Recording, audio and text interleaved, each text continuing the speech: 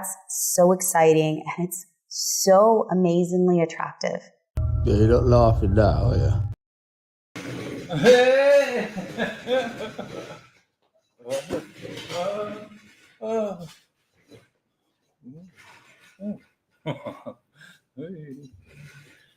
I've got to sort that light out. Look at me, are you? Coming over the lawn, son. Oh, sit a bit closer, son. I'll show you what it means.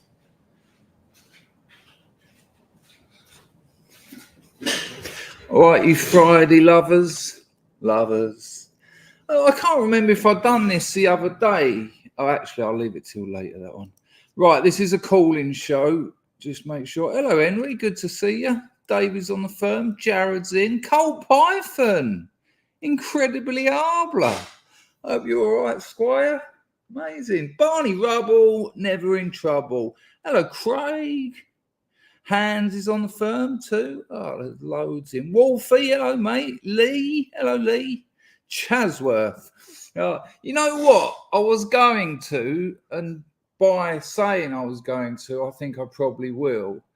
I was going to suggest that we just had a couple of minutes one day where we dug deep into our communal scrub consciousness. Do you remember the movie Scanners? Fuck me, how many times on this stream have I said, do you remember the movie Scanners? I don't really need an answer. Sorry about me hair. I just had to wet it down. When that all starts drying, and I've got fan hair, soon it's just going to go back in. When my missus goes away, my life just goes to shit because I don't really care about things like washing up because I grew up in England where you can leave it there for like a month. I remember once there was so much washing it was in the sink, it was along all the sides, it was on the oven. There was no kitchen left. And so one day we decided we'd get it all done. Hang on a minute. I'm just relaxing.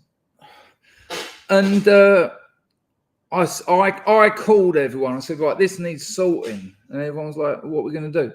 So we decided to put it in the bath. Right? We thought, get it all in the bath, loads of washing up liquid.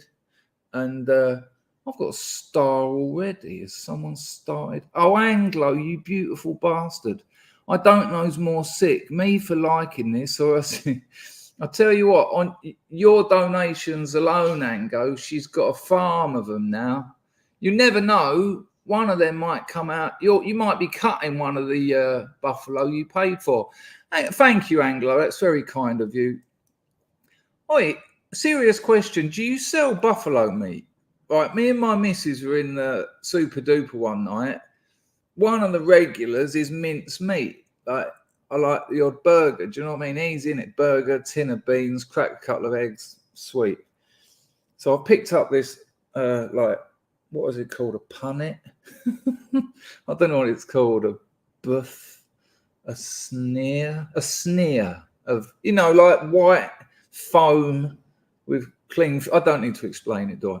And we've got home, and as I've got it out of the fridge about an hour later, I thought, this is a bit, the texture of this, it seems a bit like minced beef is sort of like, if you know what I mean, like it's not crumbly, it's not dry and crumbly, but it's, anyway, it's probably easier for me to describe the buffalo meat, which is what it turned out to be. It's like a paste almost. And my missus just went, And I said, it's all right. I said, and I've got a buffalo up on the internet. I'm surprised she didn't know with her grandmother's sick one and all that. And I said, it'll be just the same. And we cooked it and it tasted all right. How weird is it? It tasted all right. It tasted like the same, exactly the same as cow.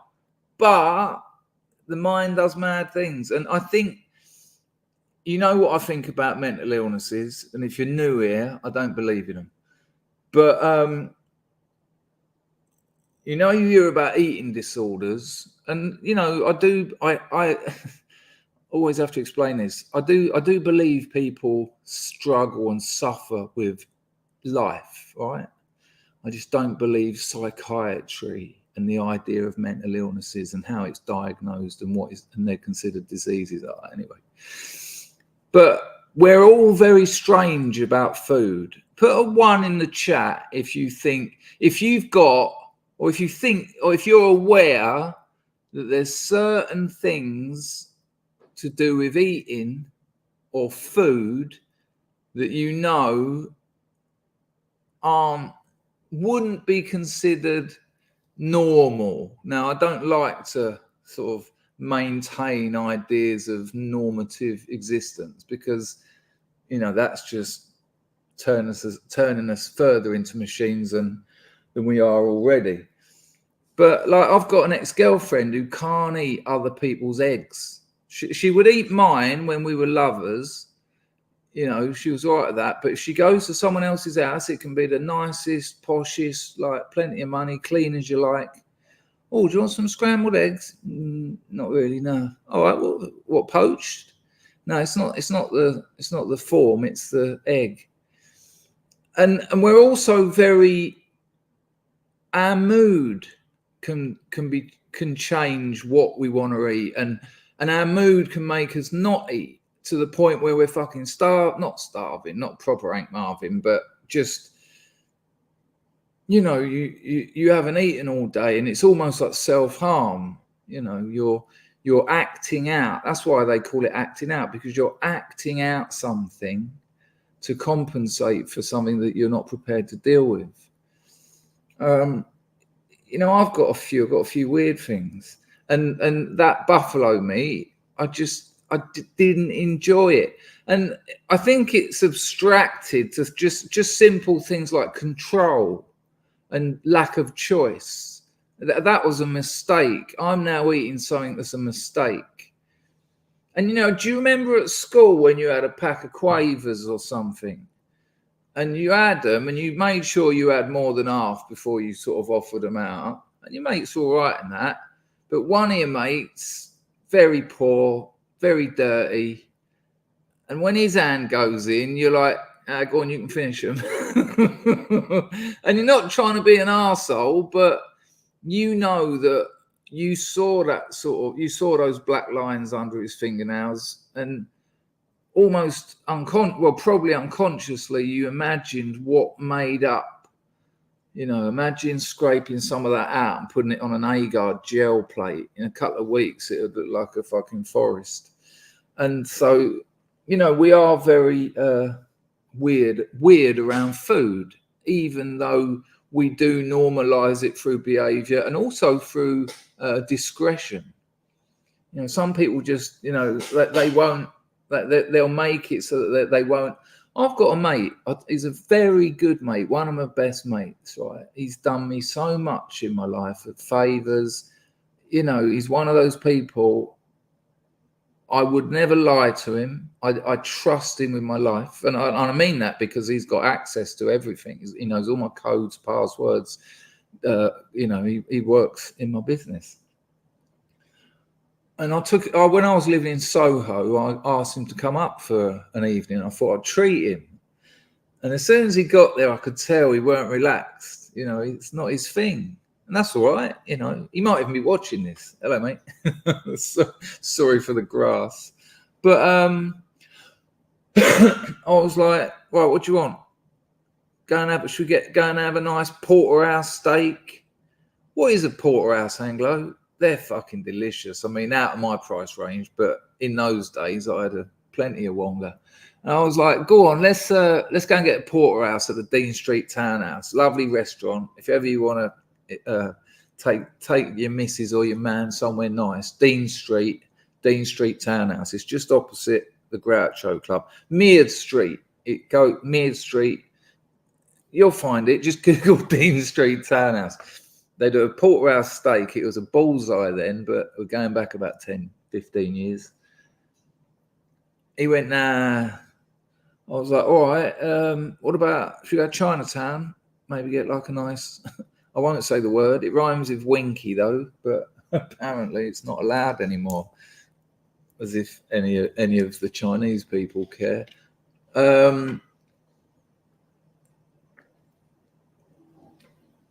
And then I was going, what do you fancy? What you know, you can have anything. You can have anything you want. It's my treat. What do you want? And after about 20 minutes of just walking around and me watching his mood get more and more frustrated is the word. He wasn't being shitty. You know, he was just, there was like mental blocks there. And in the end, we got a Subway and split it in half. We bought a Subway and neither of us enjoyed it. And, you know, I won't, because it's not the best of my story collection, but I might write a story about food, actually. There's a few I could stick together, and there'll be more than the sum of their edible parts. It'll be like a cake of existence. Yeah, let me know in the chat. I'll be interested. Marzipan! I hope you're well, Chris. I haven't seen or heard anything of you. Well, that's a lie. The last thing, you had to take a pack of wolves out. It wasn't wolves. They are wolves, I guess. I am not that well, Ian, but I'm doing what you have to do when you're not well. Thank you for that, Anglo. Thank you for that, Ian. I'll check entropy. Oh, and I'll tell you what, bless you. I told you the other week that you can, let me just show windows that I don't need open. Oh, that needs posting.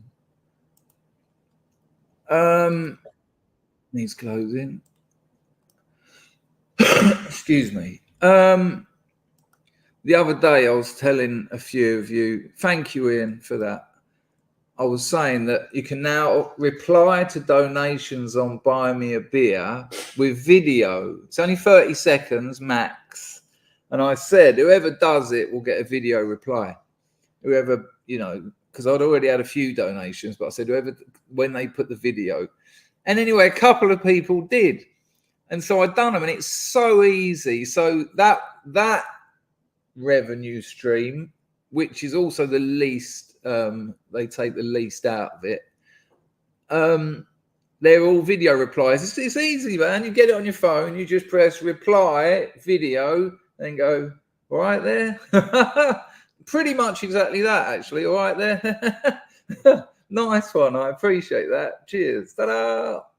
Sweet. We got 4s on the doors. What's going on here? Marzipan got a secret surprise double.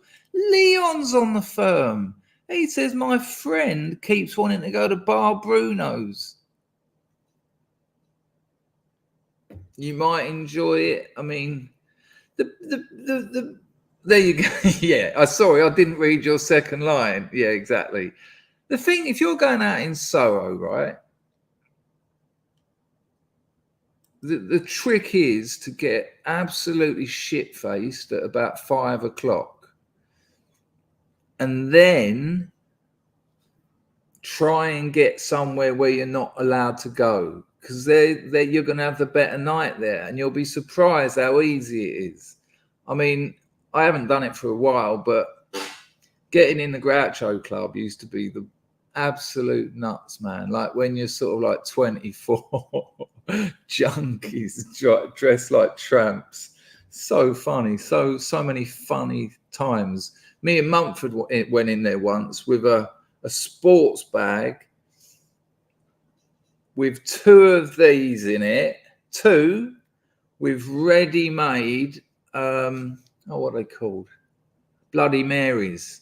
But when I say Bloody Mary, it's not like the nice French house Bloody Mary that's got something like 18 ingredients. Really serious. They put all these different things in it, and it's like, oh wow.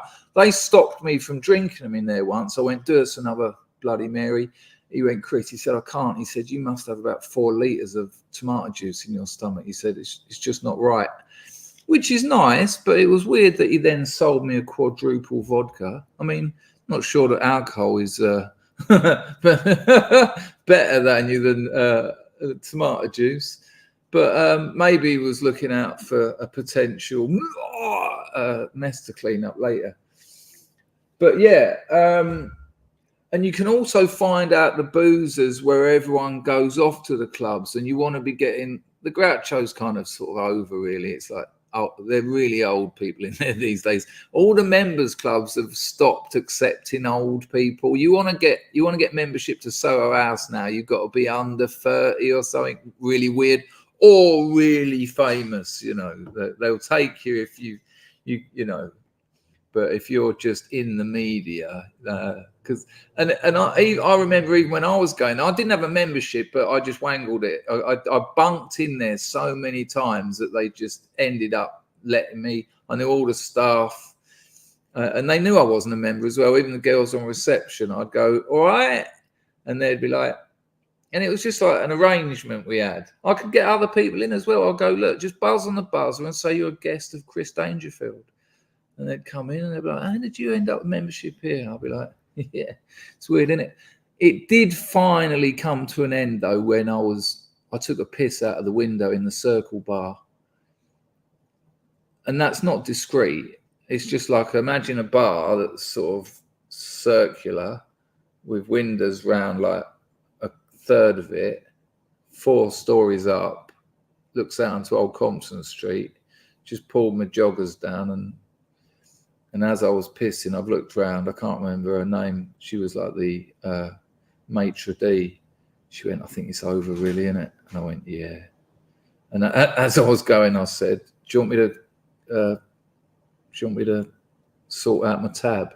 She went, have you got $840 quid? I was like, no. So I got about £6. She went, no, go on, you can have that. But I had to take my mate with me. And as we were being led out, because we tried to blag it, I said, fair enough. I had a good run of it, 3 or 4 years, fake member. Well, not fake membership, but not a membership member. As we sort of started walking out, we've sort of darted to the left, and then she's chasing us. And then, of course, the security that I'd never seen in there. They must have they have security that just sit in a room for people like me. I'd never seen security because they're all ponces in there, so they don't fight people and piss out of windows. But they've suddenly appeared. They didn't manhandle us, but they were fucking units, and we were like these. And excuse me, I've got some kind of I don't know, something it is. We've got to the bit where it's reception. You come down the main stairs and it's the reception, which is usually the bit that stops you getting in. And then there's some stairs that go down to the door that takes you out onto 5th Street. Is it 5th Street? No, it's going to be, it's 5th Street. No, fuck no. It's one of those roads off of Old Compton Street. And my mate started getting a bit rowdy with these bouncers that we'd never seen in like 4 or 5 years. And this bloke went, he said, come on. He said, just go. We've been good to you. Just go. And the bloke went, my mate was just going to him.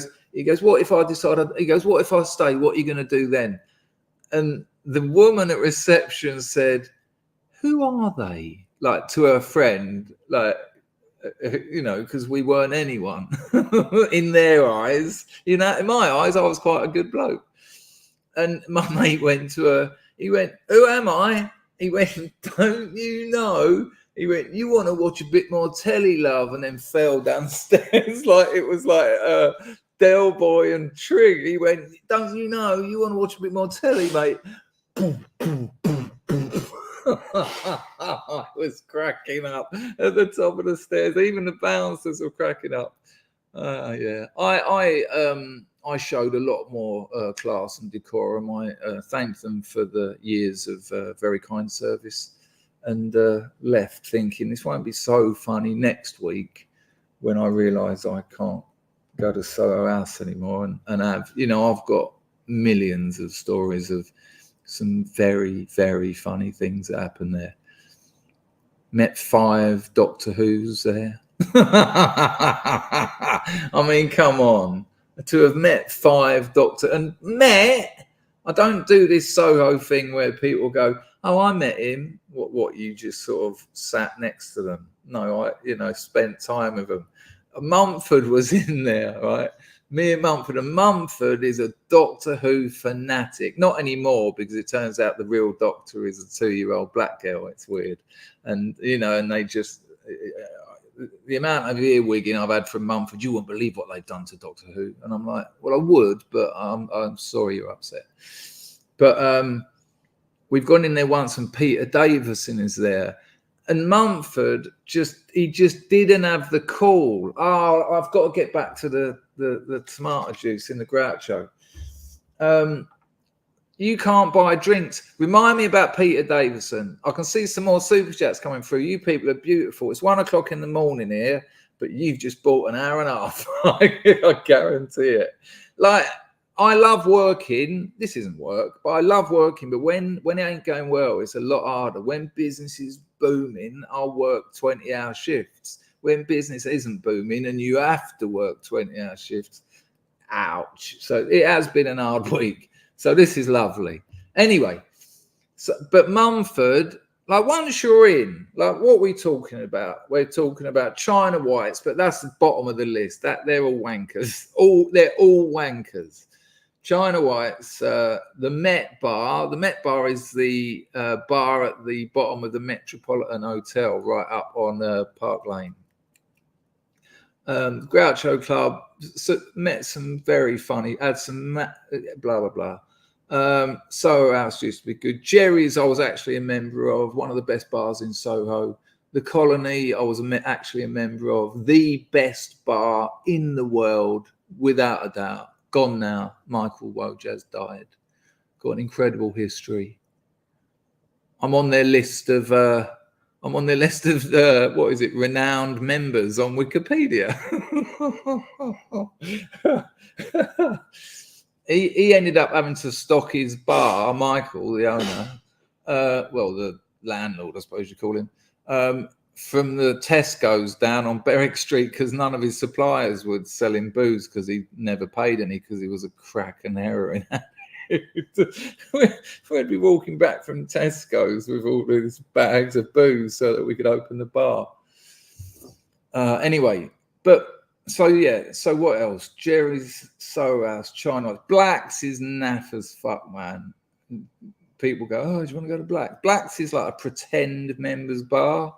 The problem with that is you get pretend members bar people in there. Now, I know it would look like I am, but no, no, right?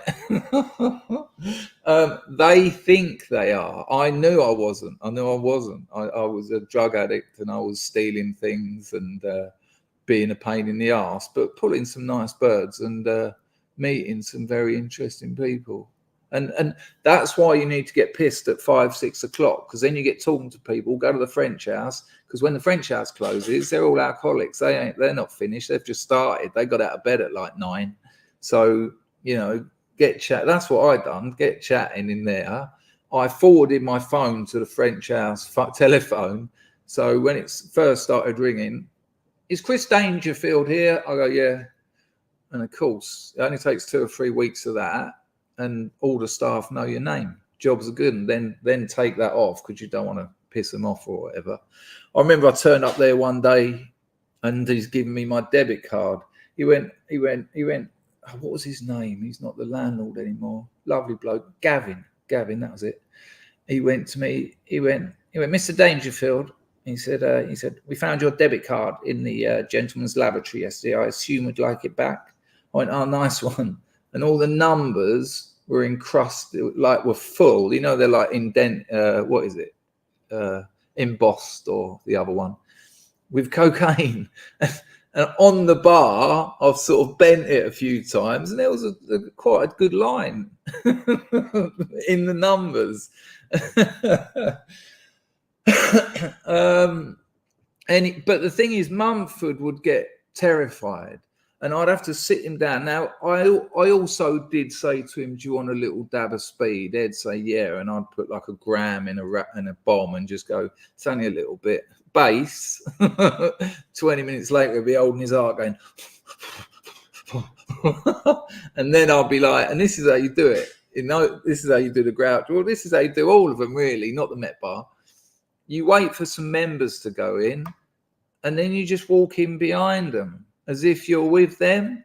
And then as long as the people behind the jump aren't looking, and they're not, because they're usually looking to see if you're a guest or your card or whatever, and then you just casually stroll into the bar. The good one with the Groucho, you can't do this anymore, so it's pointless me telling you, but it's quite funny. You used to be able to go in the door, and if there was a crowd of people in front of you, they'd cover you so you could go straight down into the toilet.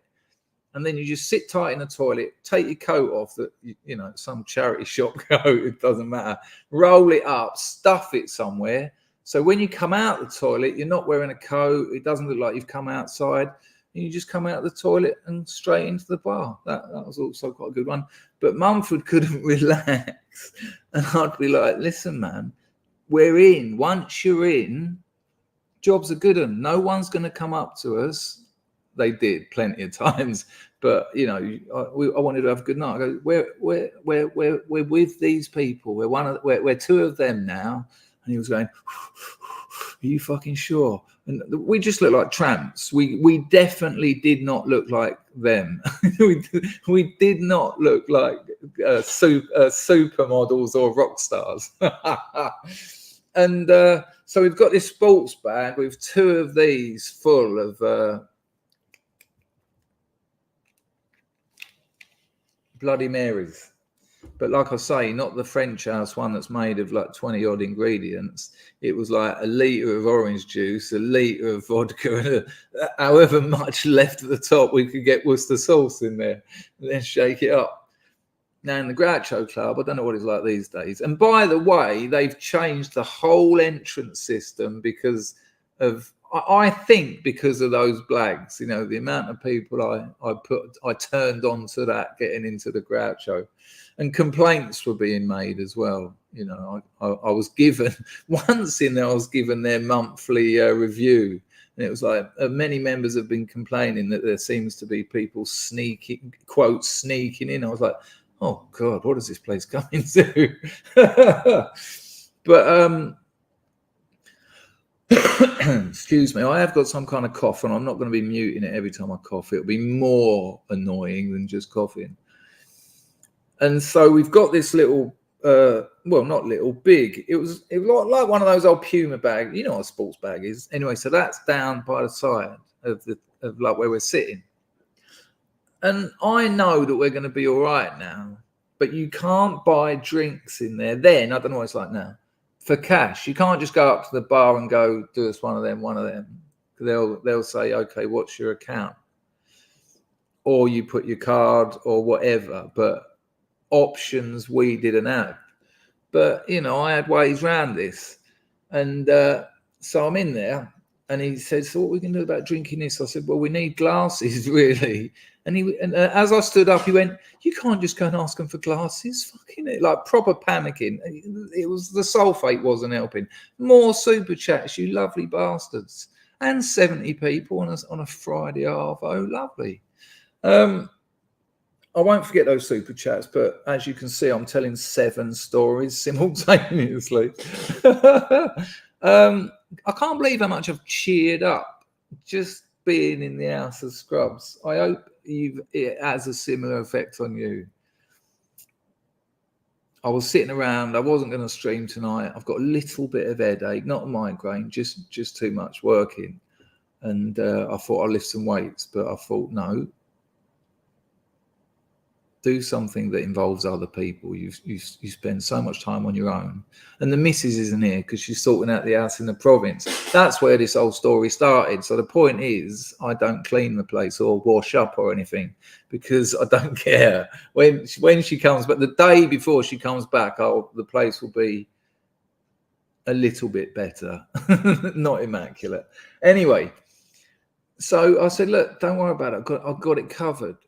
And so I'm looking around the place on the off chance there was someone I knew. And there were people in there that would know me in the end. And I was, well, some would say vending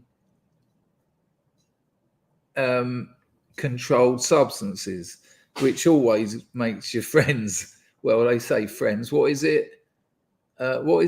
Alex James, weirdly, drop a name. He was going to produce Household. He said to me, he said, the thing about cocaine dealers, they're invited to everyone's wedding, but no one goes to their funeral. I was like, oh, that's nice. How many do you want, by the way? It's a good line, though. Maybe you got it from a movie. Anyway, I said, don't worry, I've got us covered. So I'm looking around on the off chance there's someone I know. Because I'd got to know him well enough to say, oh, listen, I've just blagged it. Can you help us out? And I'll sort you out later. Because it weren't lack of funds. Well, it was. But we didn't have any money. But it weren't, even if we did have money, so. Then I see Sue Cook. Remember Sue Cook? She used to present Crime Watch, right? Sue Cook. And I think, Sue Cook. And I'll just walk over there to the table and she's talking to a couple of people. And I say, hello, Sue? She goes, hello? I say, you don't remember, do you? And she's like, I'm awfully embarrassed, but nothing like how she talks on telly, by the way. I suppose it's like a telephone voice, really. I said, I'm here. I said, I was talking to you the other week with George Klein, the film producer. And George Klein was a film producer. I doubt she knew him, though. And she was like, it's escaped my memory. I said, well, it doesn't really matter. The point is, I'm meant to be meeting him here. I said, I've got an actor flown in from LA sitting over there. We've all looked round. Mum just sitting there going. Weirdly, though, looked like some sort of weird actor. And I said, and George ain't here. And she said, and you can't get a drink. I said, well, actually, I can't get 2 drinks. She said, yeah, it's not a problem. She said, go and get what you want and just let him know it's on me. So I go over to the bar. And in those days, what are we talking about now? Fucking hell. 26, 27 years ago, I was 24. It's that age when I just got back from Leeds. I was writing a movie. I had a 300 grand contract. Oh, I thought it was all sorted. How weird it turned out.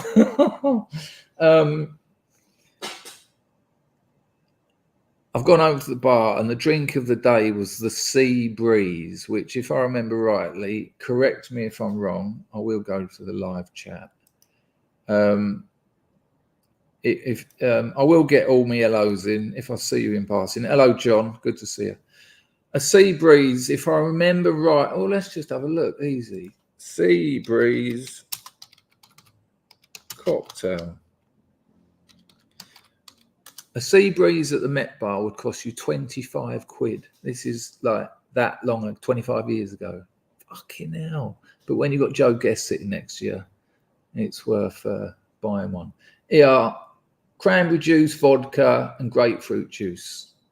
And they were very, very nice. And if they'd done it correctly, the cranberry and the grapefruit, it looked a little bit like one of those lava lamps. Do you know what I mean? It would sort of have some chemical reaction.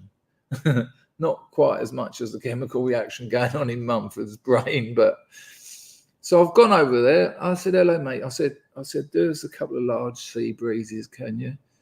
He said, certainly. And he'd seen me in there before. And he said, are you on the, I can't remember exactly what he said, but he basically wanted to know how I was playing. And I said, and I just pointed over to Sue Cook, and Sue has given him the sort of, yeah, they're guests of mine. And he said, yeah, no problem. And he's done all his and I went, thank you. And I give Sue a nod. And I walked over there. I said, as soon as George is here, I said, I'll get you around. She said, oh, it's fine. I was like, fucking better be. I've got about 20p on me. So I've gone back to Mumford and we got these 2 glasses. And it might have been something to do with the sulfate, but we clinked them and went, I just poured them down our throats to take the edge off this. My heart's going like a Wankel rotary engine. So that's it. Now we've got our glasses. So Mum was like, so what are we going to do now? He said, should we go to the toilets? I said, I got my glass, I've put it under the table, and I've sort of opened the bag. Now, don't forget, these places are they're fucking cameraed up because they don't want their celebrities to get in any trouble or anything. And I've just filled my glass up with tomato juice, Bloody Mary. And I've put that on Mumford's table, in front of him, and I've done the other one. And we've just done that. And then we just kept going. But the thing is, we done one of them in about 10 minutes. And that first one, where we were like under the table, carrying on the conversation, like trying to, distract eyes with like sort of very flamboyant sort of gestures. And while my other hand's and it's spilling over, there's like a sodden mat of tomato juice. So you can hear our feet going in it. By about halfway through, the second bottle, I was just filling them up on the table. No one batted an eyelid though. You sometimes, if you hiding in plain sight, and then we start talking to these two birds, right? But there was something about them. They stood out. In a bad way. There's these two sofas facing the other sofa, and we're both sitting there, and with no drinks. This is like 2 hours later, and they're sitting there with no drinks, and they're chain smoking cigarettes. Back in the good old days, me and Mumford are chain smoking cigarettes, and she went, "Hello, Anthony Davey, how are you, son?" And hello, Jeff. Jeff, you're so on form in the chat. It's remarkable. I mean, fair enough. Is probably a response to someone else said. And then one of the girls went, "Can you buy us a drink?" And I thought, the chances of that. We were going to ask you that. And they looked gutted. I said, "Look at us." I said, you really think that? And they were like, "Yeah, now you come to mention it." They just fucked off, like brutal, ruthless. "You can't help us, see ya." And so they've gone, right? And then I thought, hang on. We're guests of Sue Cook. She left an hour or so ago, but does the staff know that? Does the staff that served us know that? It's got to be worth a punt, isn't it? So I've gone over there. But this time I'm like this, because I've done like 2 liters of, well, think about it. I've done nearly a bottle of vodka and a sea breeze and a load of sulfate. And I've gone over there and I'm like, "Hello, mate." I'm sorry I'm laughing likely more than you there, but I knew what I said. When you think you're going to... In my head, I was going to just sort of, "Hello, sir, a couple more sea breezes, please." That's what I thought was going to happen. But what actually happened was I sort of went, "Hello, mate." And he was like, "Whoa." And I went, I said, "Do us a couple of sea breezes, please, mate." He went, "You're Sue Cook's guests, right?" And I thought, he's on to us. And I was like, "Yeah." He went, "Yeah, no worries. Sea breezes?" I said, "Yeah, large." He went, "All right." Oh, sweet. And me and Mumford, that was about 6 o'clock in the evening, because the members bars open up at 4 o'clock. The reason for members bars, the crazy old licensing laws in the UK, bars, pubs, boozers used to close at like 2-3 o'clock in the afternoon. Yeah, you had to fuck off home or back to work. And then they'd open up again 6-7. But there was a loophole in the law. If it was a members club, you could still sell alcohol. So that's why Soho had a proliferation of members bars, because they're all alcoholics in the media. And so that's why your members bars open between usually like 3-4 o'clock. The Colony certainly did. The Groucho certainly did. Jerry's did. Soho House didn't, but that was part of the new wave of like that was the Britpop era. Met Phil Daniels there, met Damon Albarn there, sat down with them, and I thought, I've got to get an in here. I wasn't really bothered about Albarn. I like Blur and that, but I wanted to talk to Phil Daniels, childhood hero. And you need an in, you know. he doesn't know who I am. I can't just go, hello, mate. And as he's taking his coat off, he's knocked this glass off of the table and it's hit the floor, smashed, and the like inch of whatever booze was left in it sort of has gone everywhere. I went, excuse me, mate, that was my drink. He went, you can still have it. I thought, you cheeky cunt. He was on to me like that, you know. And it's weird because I don't know their experience of these places. They're probably used to it, you know. Celebrities, successful made it people are probably used to people like me blagging it into those places and ruining it for everyone. And he was on to me straight away. Excuse me, that was mine. He went, you can still have it. What? You'll get on my hands and knees and lick it, you cheeky cunt. But I did, because I cracked up. He actually started laughing, and then he went, what you having? I said, whatever you're buying. He come back, had a drink with me, and I said, to be honest with you, I wanted to speak to Phil. And, you know, I think a bit of front sometimes gets you somewhere. So he said, all right. He said, I'll shove up one. And I said that, and again, I didn't go, I used to be obsessed with Quadrophenia. I turned it around. I said, you know Quadrophenia? He went, yeah. I went, bit boring. And he just cracked up, and you're in, because they don't usually get that. They usually get, you know, blowing smoke up their asses. And you ain't getting that from me unless there's a drink in it or something. And I'd already got my drink from Albarn. So the girls do the off in the Groucho. I've got a couple of drinks on Sue Cook's. We were there till closing time, which was 2:00 in the morning. We must have done a debit card for about £600-700. She can afford it though. I'll pay my television license. What is that? No, we've got vans in your area. Yeah, I bet you have. But in the Groucho, they have a pianist, right? And Mumford's a musician, a very good musician, as you know. And I said to him, I said, oi, I said, go, and he knew me, not knew me like mates, but I'd always say hello to him. And while he was playing, there was a seat just next to him. And I'd sometimes, because I had no friends in there, I was just the purveyor of substances. I didn't really have a lot to do. So I'd sit and talk to him. He was a good bloke. And I see him actually in other bars occasionally. Imagine being a full-time sort of bar pianist. Pretty decent job, I suppose. And I was sort of just chatting with him, and as he was playing along, and I was like, oh, I said, mash that up with All Blues, Miles Davis. He was like, all right. And he was playing something like, he was doing like a classical version of something that wasn't classical, by the way. And then he's just sort of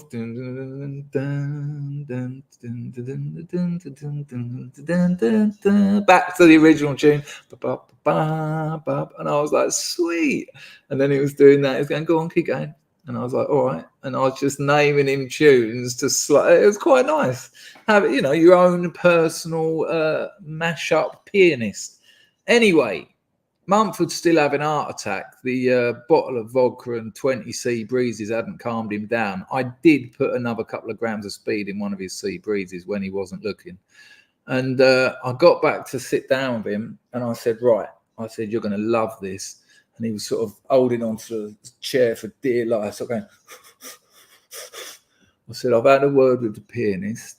I said, and he's going to let you do a duet of Lady Madonna with him. He just said, just go over when you want. Mumford nearly shit himself. He went, what? I said, he's up for it. I said, you'll just stroll over. He was like, fuck off. And he's held up his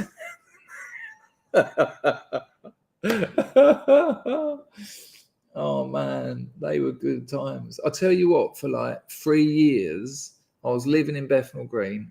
I'd walk to Soho, sometimes I'd get a bit of work on the way, like, so I, but most times I had no money, and I'd it'd take me about 30 minutes, 45 minutes to walk into Soho, but then someone would say, Chris, can you get some cocaine? And I'd go, yeah, but not until 6 o'clock. How many do you want? And they'd tell me, and I'd tell them how much money I needed. They'd give me that. And then, because I knew I'd get a load more business during the day, this is all fictional, of course, I'd have like 3 or 4 grand in my pocket by 6 o'clock. But I knew that I could get what I needed to buy, their 0.7 of a grams, for half the price that they'd pay me. And so, I'd made a living, and, I'd get home and have a couple of grand in my pocket. And I'd also be able to buy the occasional drink. I never bought a drink in the French house after about the first month there, because I just used to give the staff pleasantries.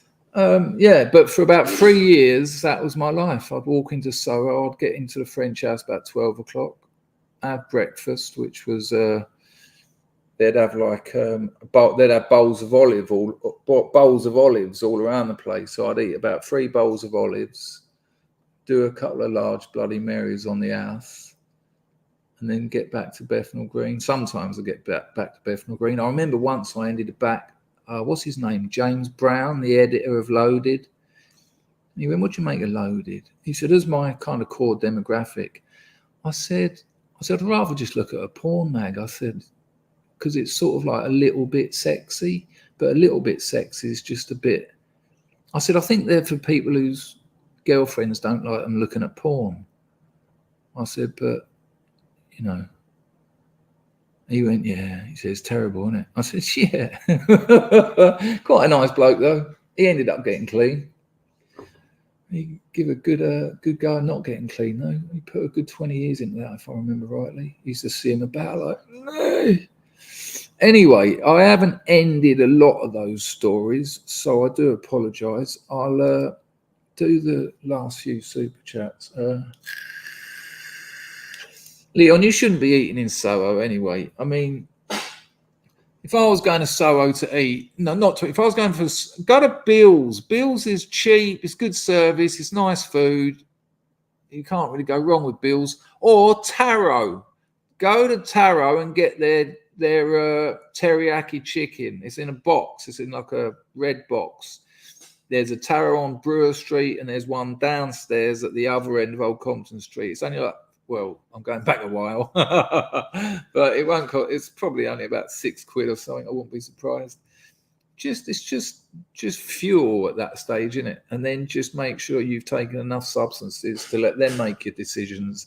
And if you don't wake up dead or in a holding cell, you've done all right. I have a nice time, Leon. Thank you for the donation and sending me on a 50-minute telling of stories at least Lartus has heard about 100 times. Bullet drops a lady Godiva.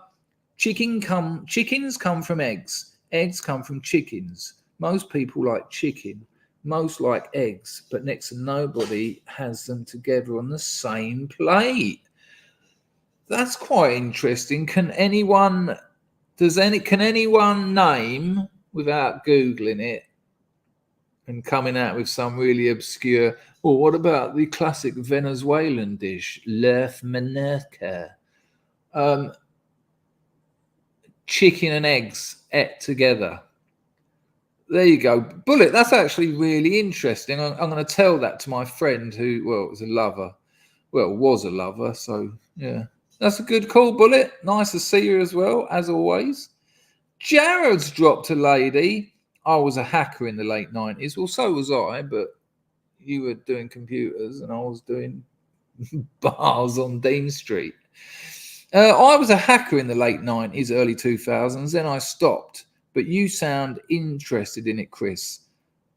I knew the scene well at the time. Weirdly, we're going to talk in a minute about computing, but not for too long, because this is a call-in show.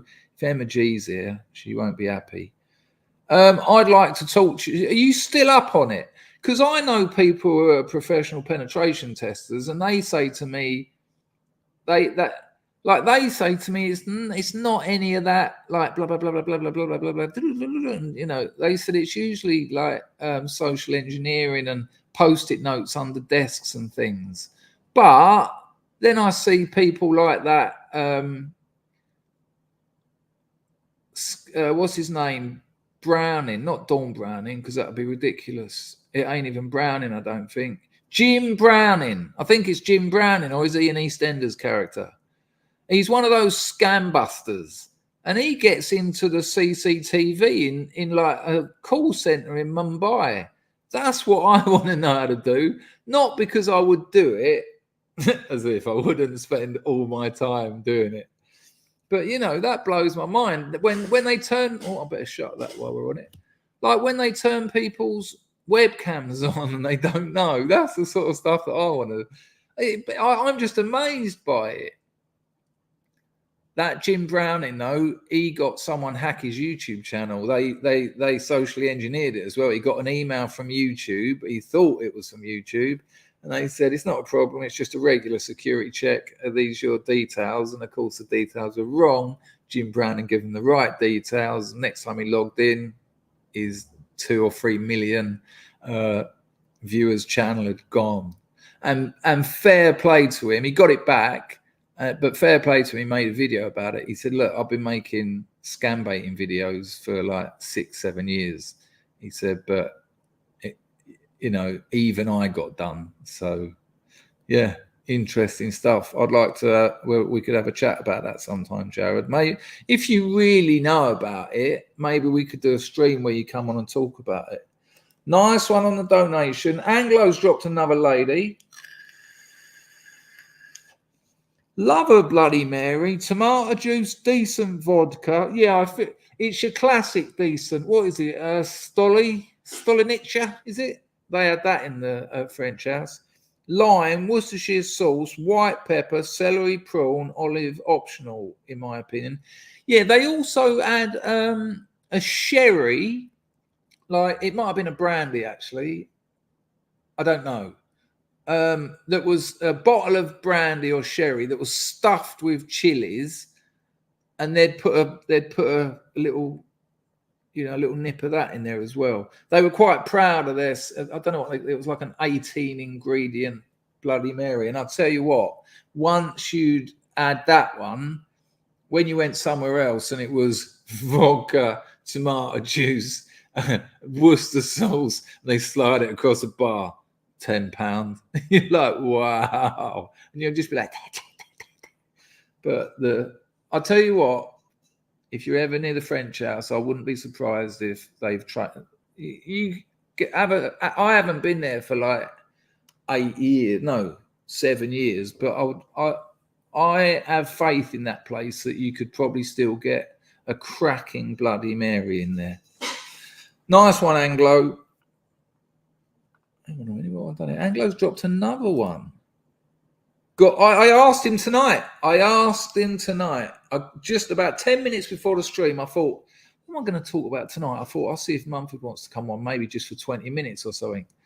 And I rung him up. He went, you've just woke me up, you cunt. I went, oh, sorry, mate. I said, well, if you can't get back to sleep, do you want to come on the stream? He went, what do you mean if I can't get back to sleep? He said, I haven't even woken up. He went, that ain't happening. I went, all right, sorry, bye. But he will do it, I'm sure, at some point. But the problem is he's got a job now, like a proper job. And so, you know, he doesn't have many filters, does he? Does that Bally G? And he'll come on here. He's, you know, and to his credit, he's a very honest man, and you ask him a question, he'll tell you the truth. And I think if his employers saw that, he'd probably not have a job by morning. But if I could sort of remind him about that before the stream starts. I'll tell you what, actually, Anglo, well, I'll get Mumford on and I'll do a stream of Soho stories. I didn't tell you about Peter Davison, did I? I won't either, because I'll let Mumford tell you, because he's a proper Doctor Who fan. And when he saw Peter Davison, who of Who's I've met, and by met I mean sat with, had a drink with, Sylvester McCoy, don't care. Peter Davison went very weird. That went very weird. The geezer from the Scottish bloke who was very good. Tom Baker, of course, king of all the doctors. And I can't remember the name of the other one. I'm not a Doctor Who fan, but yeah, the 5 Doctors. That's a good call. Mumford Sorrow Stories. I'll get him. Well, I won't tell him that I told you the tomato juice, Sue Cook, and play the piano in the Groucho story. And I'll ask him, and he'll tell you his version, and it might be quite interesting. That's a good call, Anglo. Nice one on the donation, but that's a good call as well. LC350 drops a 10 spot in. And he says this: hello, Chris. Hello, Scrubs. Chris, looking at the Serenity set, what do you reckon? I reckon you write to me, chris@chrisdangerfield.com, and you won't have to spend any money. I'll sort you out. And I'll sort you out with something that is what you need. Yeah, it'll be a pleasure to be able to do something for you for once. Not a problem. Just email me. That's interesting, LC50. I think you'll love it. Did you watch the Lady Lock stream and get a little bit of a think? Hang on a minute, that looks like she was good, wasn't she? I mean, she's a better lock picker than I am. I'll tell you that. But single pin picking isn't my thing. I'm a raker and a bumper. Yeah, boy. Really, I can't believe we've got 100 persona in here. Anglo's dropped another 950. For an audience made up of people like Anglo. 25 notes for a bevy 25 years ago. Yeah. Not bad for an ex-deadlocked comic. Anglo, thank you for that, mate. Incredibly generous. And you, LC350. And you, Jared. And everyone. I bet I've missed someone now. Bullet. There you go. Ian, Leon. Right. I've done everyone there. I will give the other revenue streams a little. Right, I've got to keep that live because I want to show you that. What have I just done? Something's gone wrong. Now, what did I definitely need to tell you? So I met this bloke. And I tried to nick his coat. He had this leather jacket. It was fucking lovely. And I've just sort of done the old, put my foot on it and started dragging it. And the cheeky bastard let me get it as well. He let me get it all the way under my chair. And then he turned to me and he said, you could have just picked that up if you wanted to have a look at it. I went, okay. And he went, what? He went, are you actually trying to steal my coat? I said, I don't know. Anyway, got friends with him, become friends with him. Bloke called Ian Goddard, his name was, right? And I said to him, I'm sorry I tried to nick your coat. And he was like, don't ruin it. He said, don't ruin it. He said, it's the most fun I've had in this shithole in years.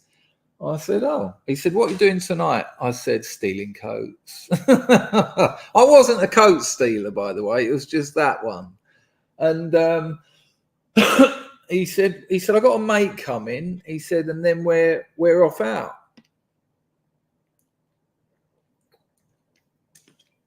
He said, it's his birthday. He said, do you want to come to his party? And I thought, well, there you go. That's Soho, isn't it? You meet someone and they want to take you to a party.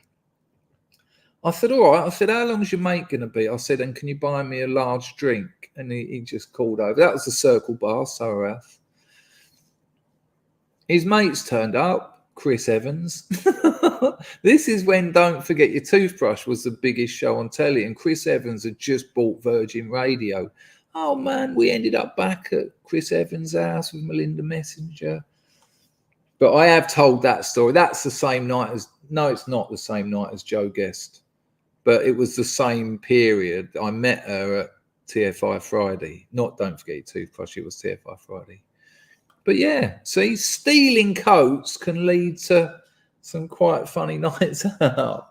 Oh, that Joe Guest night, though, when you realise you're just a working class scum. You know, 3 hours before, I was smoozing Joe Guest. You had fucking Robbie Williams, fucking Oasis there. You're thinking, I'm having it off here, New Year's Eve. This is great. I've been to TFI Friday.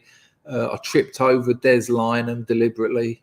You all right, mate? Sorry about that. I was in the bit at the top as well. The Happy Mondays were there. I think I found the clip here once, didn't I, where you see the camera go around the crowd at the top and I just put my Guinness over my face. For some reason, I didn't want it to be seen there. I don't know. Like, it'd be much better now if you do see me. But anyway, I'll dig that out another day and show you. Why am I telling you that? He's dead, actually, that Ian Goddard. Turns out someone else I knew him. And he says to me once, he said, you knew Ian Goddard, didn't you? He took me to a boozer in Belgravia. Oh yeah, that's it. So I was in the Met Bar, New Year's. No, I was in TFI Friday with Joe Guest, who was my sort of pin-up. You know, I absolutely adored her. Spunk up, should I say. And then you've got Oasis and fucking all this lot at the Met Bar, and you think, yeah, I'm part of this. I've pulled it off a treat. I even said to Ian, when he said, come, this was after Thingy's party, he said, come on, he said, let's go to the Met Bar. And it wasn't his birthday party, it was just some party, because I think that was in Aldo Zilli's place before it was on Brewer Street. But anyway, he said, come on. He said, we're all going up the Met Bar. And I said, well, give us some money then. I ain't going up there for nothing. He just peeled off 350s. He went, is that enough? I said, no. No. He went, he didn't actually. He said, well, it's going to have to be for now. But in the morning, I stayed over at his house. It was quite fun, actually. He was a bondre, right? He was a proper bender. And he pulled some fella. And he said, how are you getting home? And I told him I lived in Dartford. I said, fuck knows. I said, the last train's gone. I said, I could do the night bus. He said, how long does that take to Dartford? Went about 2.5 hours. I said, the bus driver drops me outside my house, though. And he did, because there was no one left on the bus by the time I got to Dartford. And I used to know those bus drivers quite well. And this was obviously when I'd moved out of Bethnal Green. That's another story. The director of the film chucked us all out the squat. Bastard. Anyway, he said, we can stay at mine. I said, yeah, but you're a gay and you've got a gay and you're going to just be gay and I'm going to be there with gays. And he said, hang on. And he made a phone call and he ordered me a brass. And she was fucking wicked as well. She walked in the bar and I was like, hello. He went, are you Ian's friend? I went, yeah. He said, well, you want to spend the night with me? I said, yeah. All right, let's do that then. So we go back to his house. Now, I must admit, I mean, I like the gays. I've always found the gays to be good fun. You look at most of the best British light entertainment people, most of them were the gays. And but even though you've got a lovely brass there, the sound of Ian humping this bloke next door was kind of taking the edge off it a bit. But it was all good fun. Nice little pad in Belgravia. And in the morning, so the brass was gone. The schoolboy that he pulled had fucked off. And he said, come. And he said, do you want to come? And he said, do you want to come and get breakfast? There's a lovely little booze around the corner. Oh, and I was hanging, man. I was absolutely hanging. I hadn't slept all night because, you know, she must have cost a couple of grand a night, like proper high-end whore. And he said, do you want to come and get some breakfast? And I was like, yeah, all right. I'd probably do some food, actually. And he was like, food? He said, no, we're having a drink. And I was like, nah. We go to this boozer. Now, I don't know if anyone knows, it's a boozer in Belgravia. Thanks for the super chats. I'll just see a couple more come in. I will do those in a minute. There's a boozer in Belgravia. I'll go to the comments. Maybe someone will know it. When you go in there, the bar, like where the bar staff work, is lower than where everyone eats and drinks. Does that make sense? So it's hard to explain. But a very famous bar. But here's the twist. Do you remember Pogo Patterson from Grange Hill?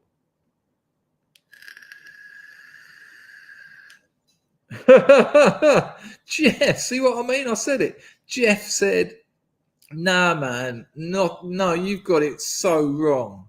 Maybe the gays you've met have, the gays I've hung around with have been fucking great fun. They've been fucking great fun. Nah, man. Oh, you're wrong. Well, you're not. You might find them boring. I didn't. I lived in Sorrow for God knows how long, you know. So anyway, Jeff says, I never admitted to living in Plumstead to anyone who didn't live there too. When I was fucking around in Sorrow, that was. No, I was all right with Dartford, you know. I was all right. Yeah, that's fair enough. Yeah.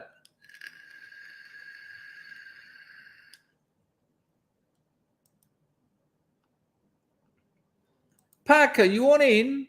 You can, or do you want to come in when we get the chat on, or do you not want to come in at all? You're cool. I sent your missus an email. You can just sit and watch. You can come in when we start the chat. I've only been talking for an hour.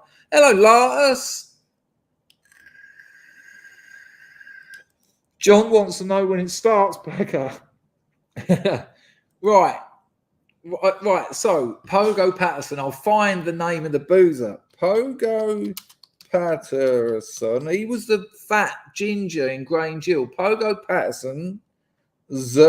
Dad's Bar, Belgravia. Just so you know, I'm not making it up. No way has Chris Evans tweeted about it. I mean, that was a long time ago. Let's see if I can find the picture. What's the place called? The Star Tavern. Oh, my good Lord. Oh, you can't really. No, that ain't it. That's the Coach and Horses.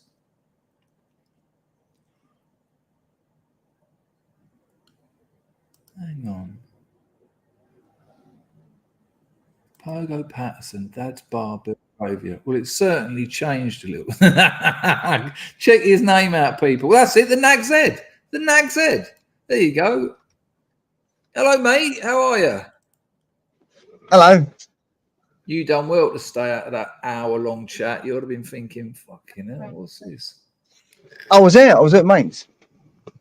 Oh, that's all right. No worries. Lovely to see you. I done 3.5 hours the other day. Good Lord.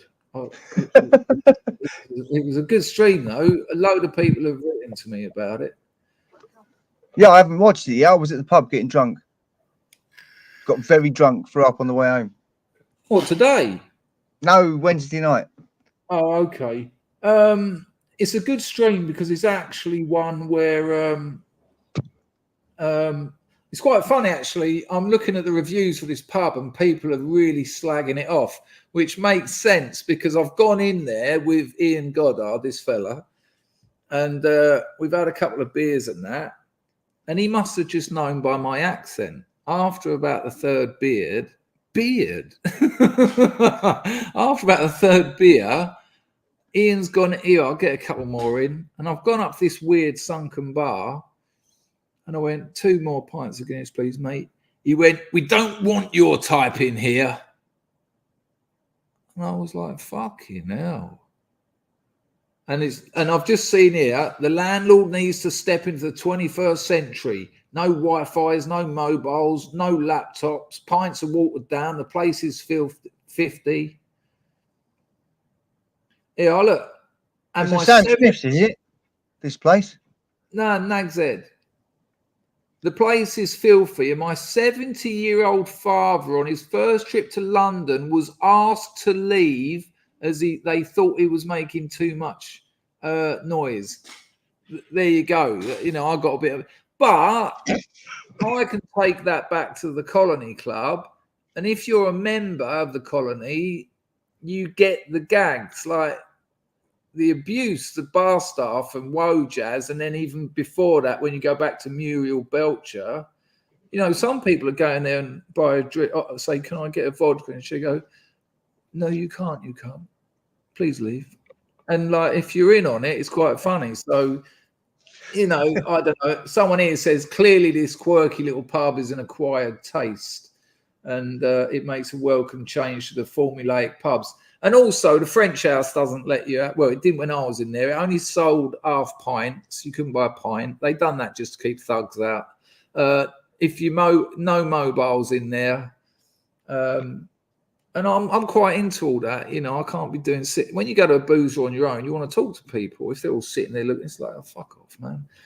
Anyway, the Nag's Head in Belgravia used to belong, and it looks like it still does, to Pogo Patterson's old man. But Pogo Patterson himself was working behind the bar, so his career didn't seem to catch on. Fucking hell, £1.50 for a pack of crisps. That was in 2017. Right, enough about that boozer. Packer, I need a wee. Can you hold the fort? I know you can't, but you know what I mean. Thanks for that. Yeah. So what have I missed? I was getting my Xbox fixed. What's he been on about? Other than telling you stories about his drug-addled times in central London, no doubt.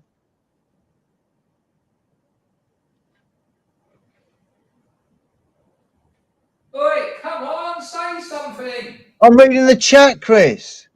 Okay, that's good. That's good. Do what you want, mate, obviously. Yeah.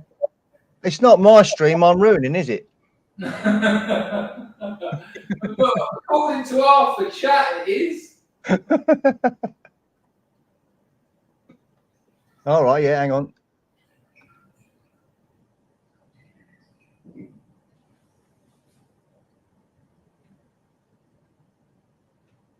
Sensum's been a member for 46 months, Tesco Value Super Chat. He also says, no, I can't read German, Sensum. What does that say, Chris? Sensum's here, is he? Sensum's here. That's lovely to hear. Hello, Sensum. Hope you're well. There he is. You can't read it. It says John Palmer, Packer. It's Super Chat. Hello, Skin. How are you, son?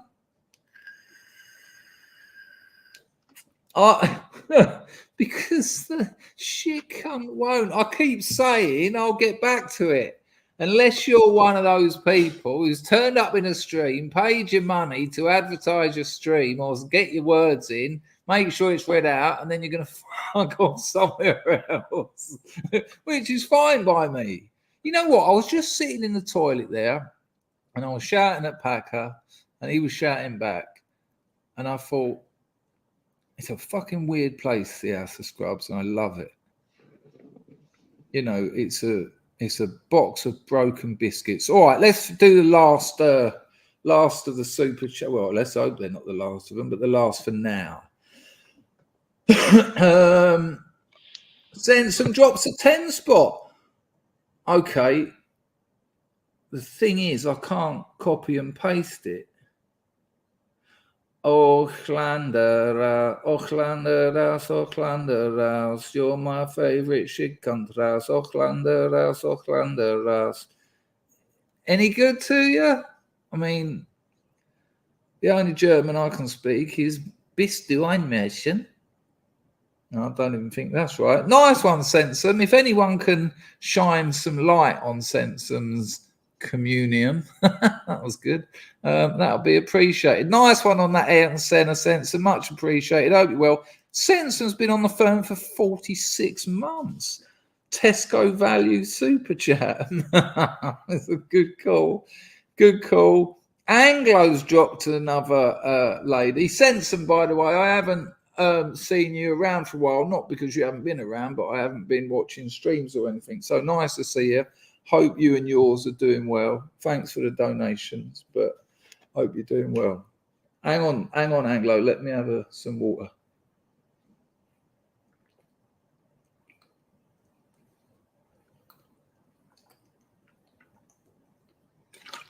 Right, Anglo says, did you know Sensum Communum is a Stokey like me? He's a Vale fan. Stoke literally battered the Arsenal when we were in the Premier League. Wenger hated us.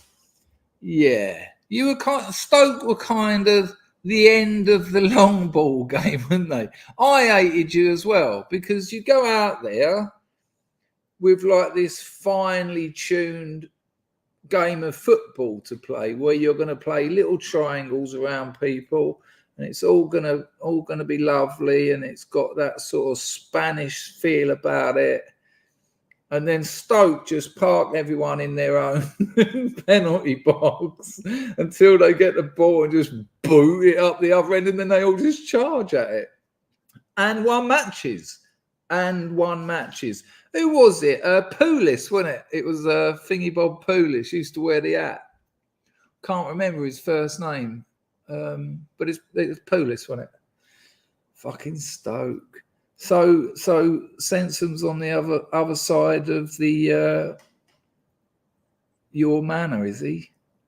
Is there who's the other one like that? It's well, there's loads, isn't there? There's City and United, obviously, Arsenal and Spurs, but come on. But there's who's the Newcastle's lot? There's Newcastle, and then there's where Dan lives. He's coming on here soon, by the way, the iconoclast. Or Dan, as we know him around these parts. Nice one, Anglo. I didn't know that. Nice one, Sense. And nice one for that membership as well. A nice one for that as well. Right.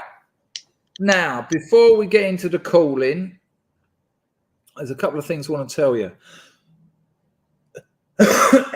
About 4.5 years ago, I hadn't really talked about investing on this channel. I'd mentioned it just in passing because I was just learning myself, really. And a couple of scrubs, they're not around here so much anymore. They used to be a couple, but they don't want me to tell you who they were.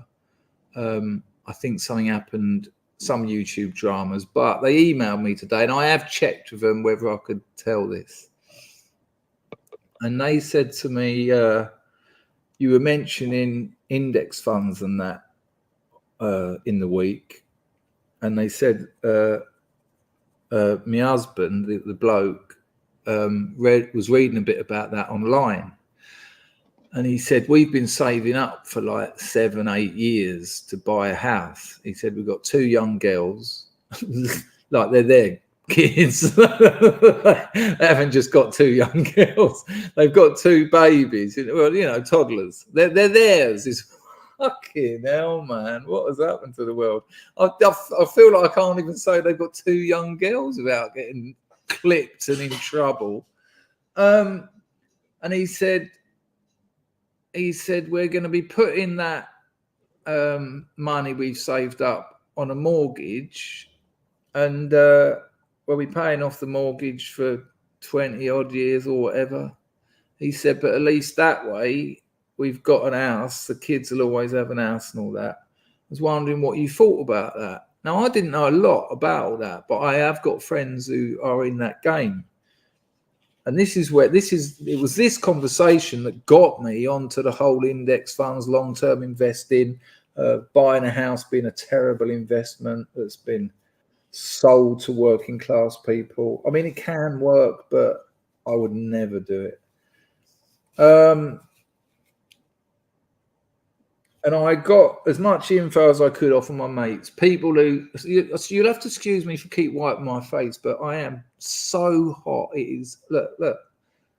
If I just get a dry, you don't need to see that. I'm sure you trust me. I live in Cambodia. It's very hot.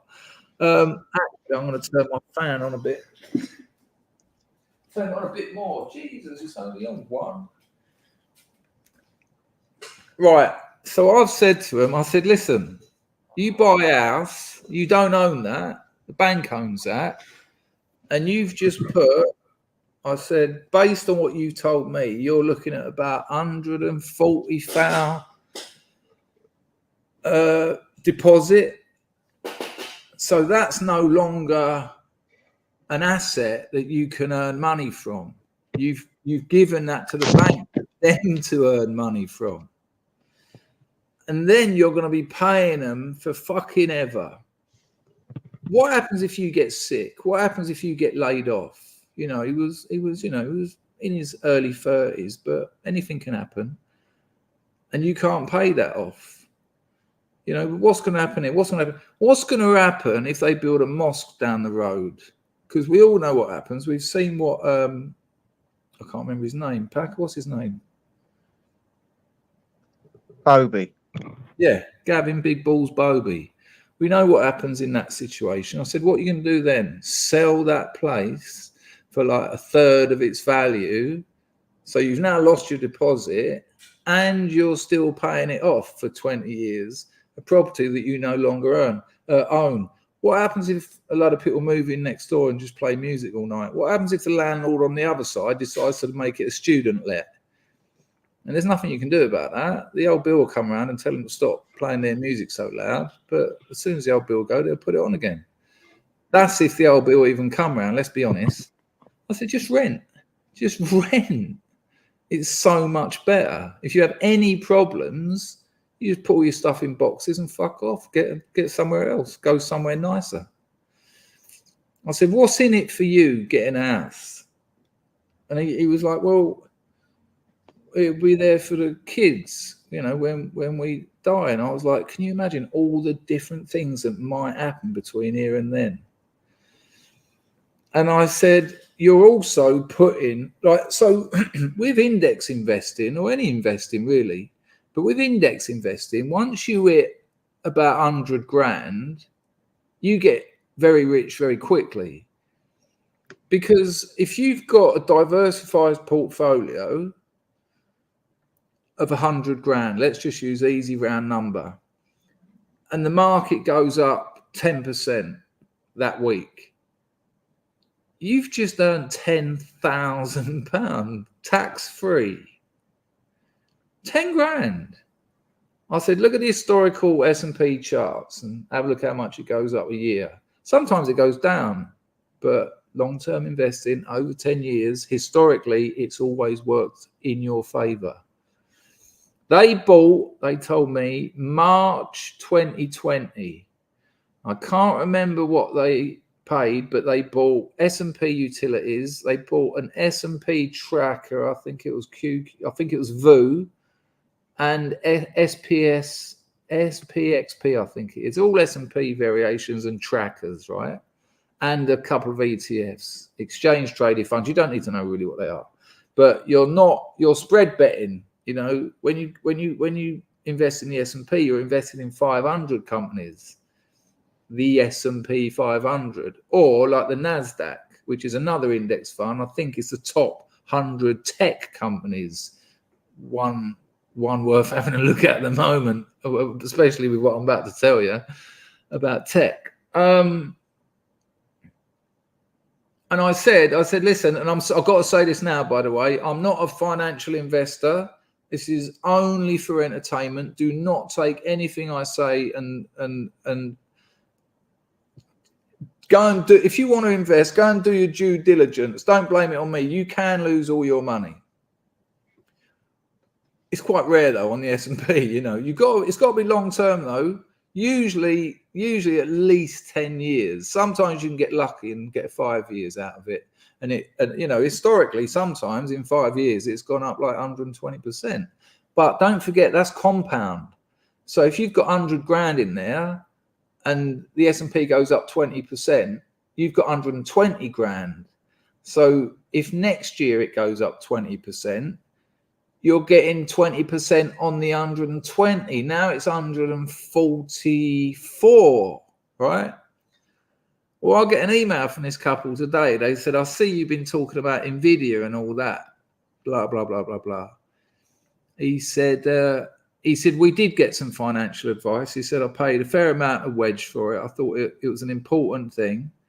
He said, I told them what money we had. I told them what we've got coming in with our jobs, our outgoings. You know, he wanted to know all the information.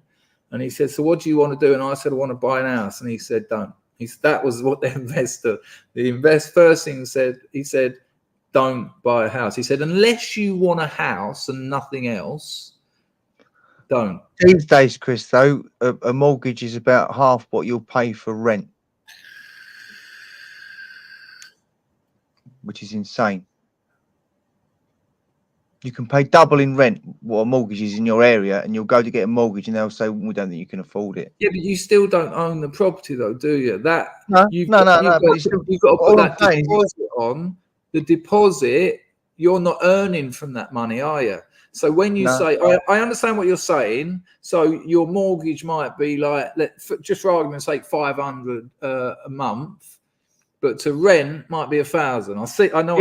Right, but you've already put a deposit on, so you've made 120 grand, nothing. It's just gone. I know it contributes to your house price by the end of it, but that money can make a fortune anyway. Yeah, and in fairness, Pack, you're right. And I did say I was careful to say sometimes it can work if it's what you want. I get that. But he wrote to me today and said, we cashed in today. He said, over the time we've been investing,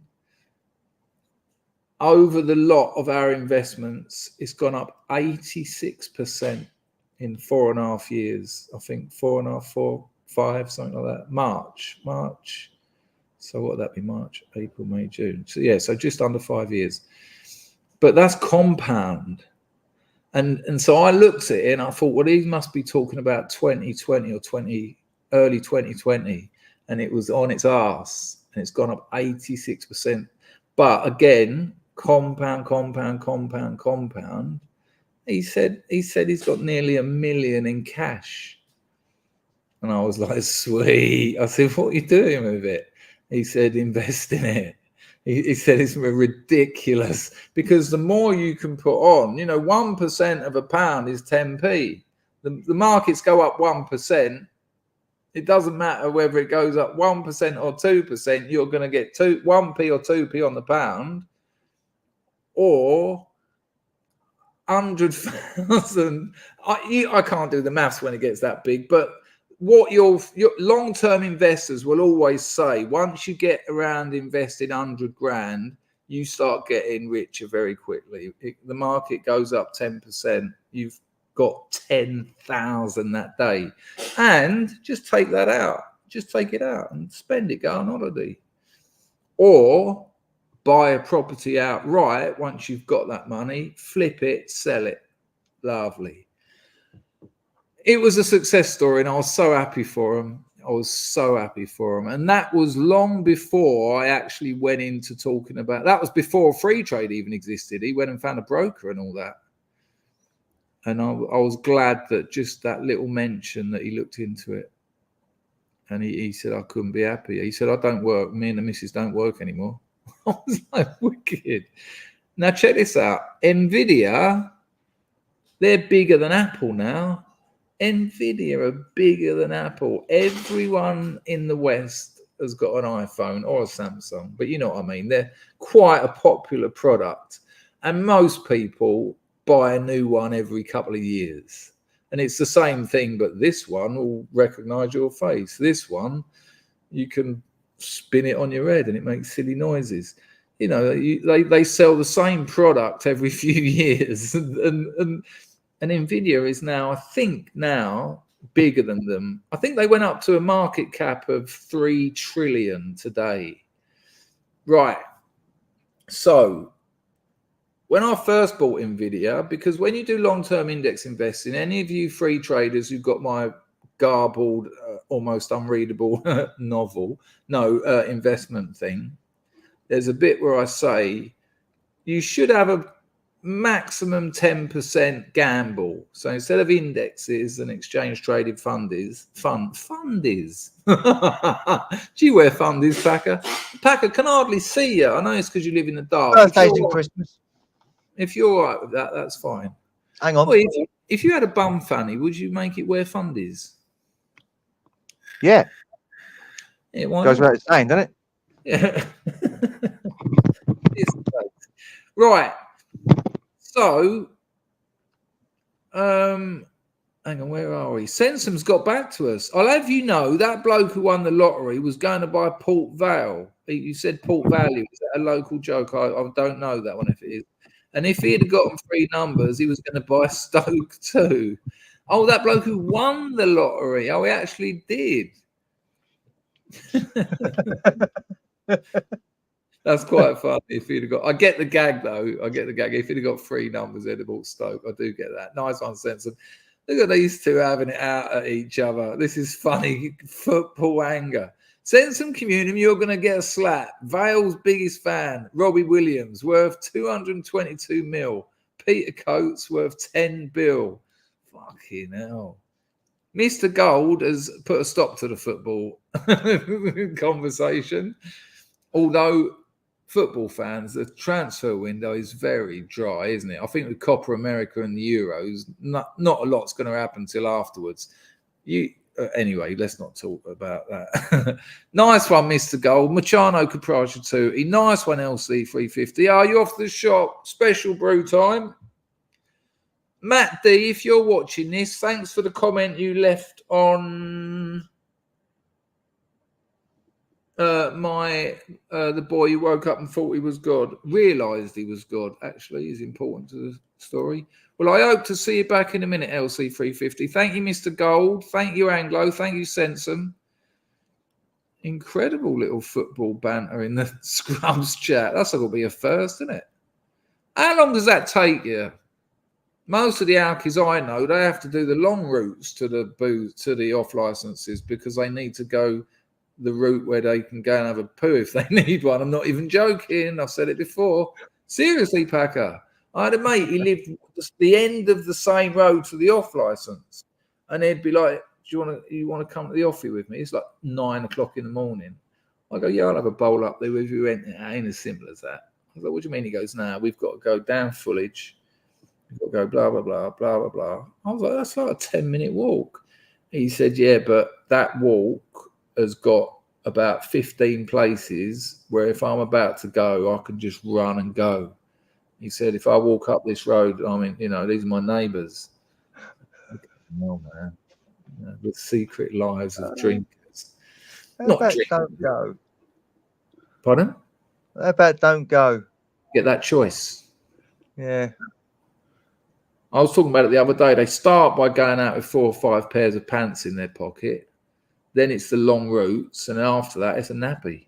They go to the booze with a nappy. I'm not even joking. There are people in boozers sitting there with nappies full of shit. And junkies get a bad rep. Something wrong about that. Something right there. Anglo, speaking of shares, I want to see proof of life. Packer, can you help me with that? It's Mum's sick buffalo money, isn't it? Oh, I hadn't scrolled down enough. Sorry, Anglo. That somewhere. I only read the top line. I will get my girlfriend's in the province. I'll get her to take a photo. I don't know if it's a buffalo or a cow, but as I was talking the other day, they're not full of chemicals. They're not like those big Frisians. They look like they haven't eaten. But yeah, it ain't gonna look well anyway, is it? No matter. But they are. They live in like fields of the freshest green grass. But you can see their rib cage and you can see their spine and everything. Well, not see it like pick at the bone, but they're just not full of. Well, actually, Anglo, am I making assumptions there?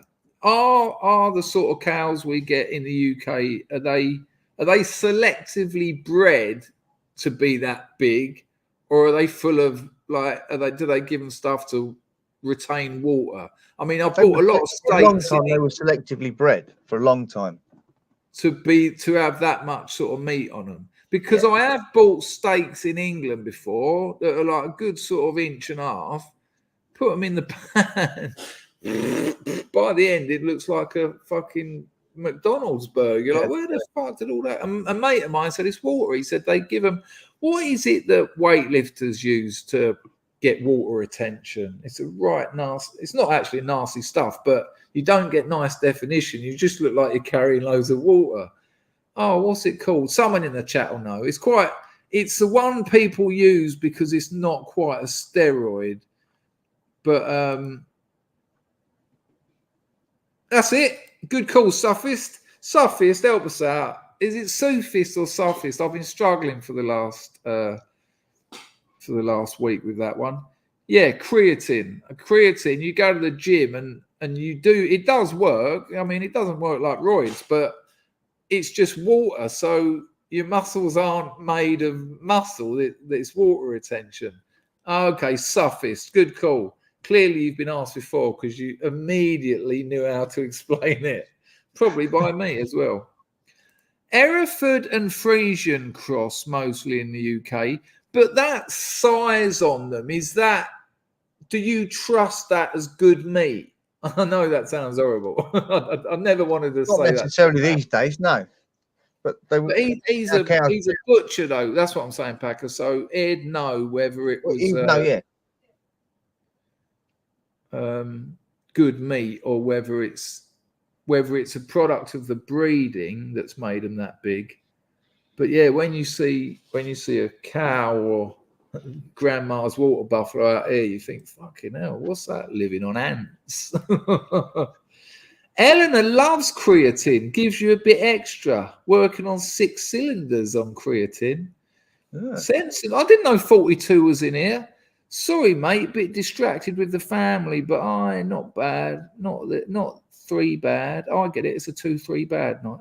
Oh, look, I didn't know 42 was in here. Hello, Mark.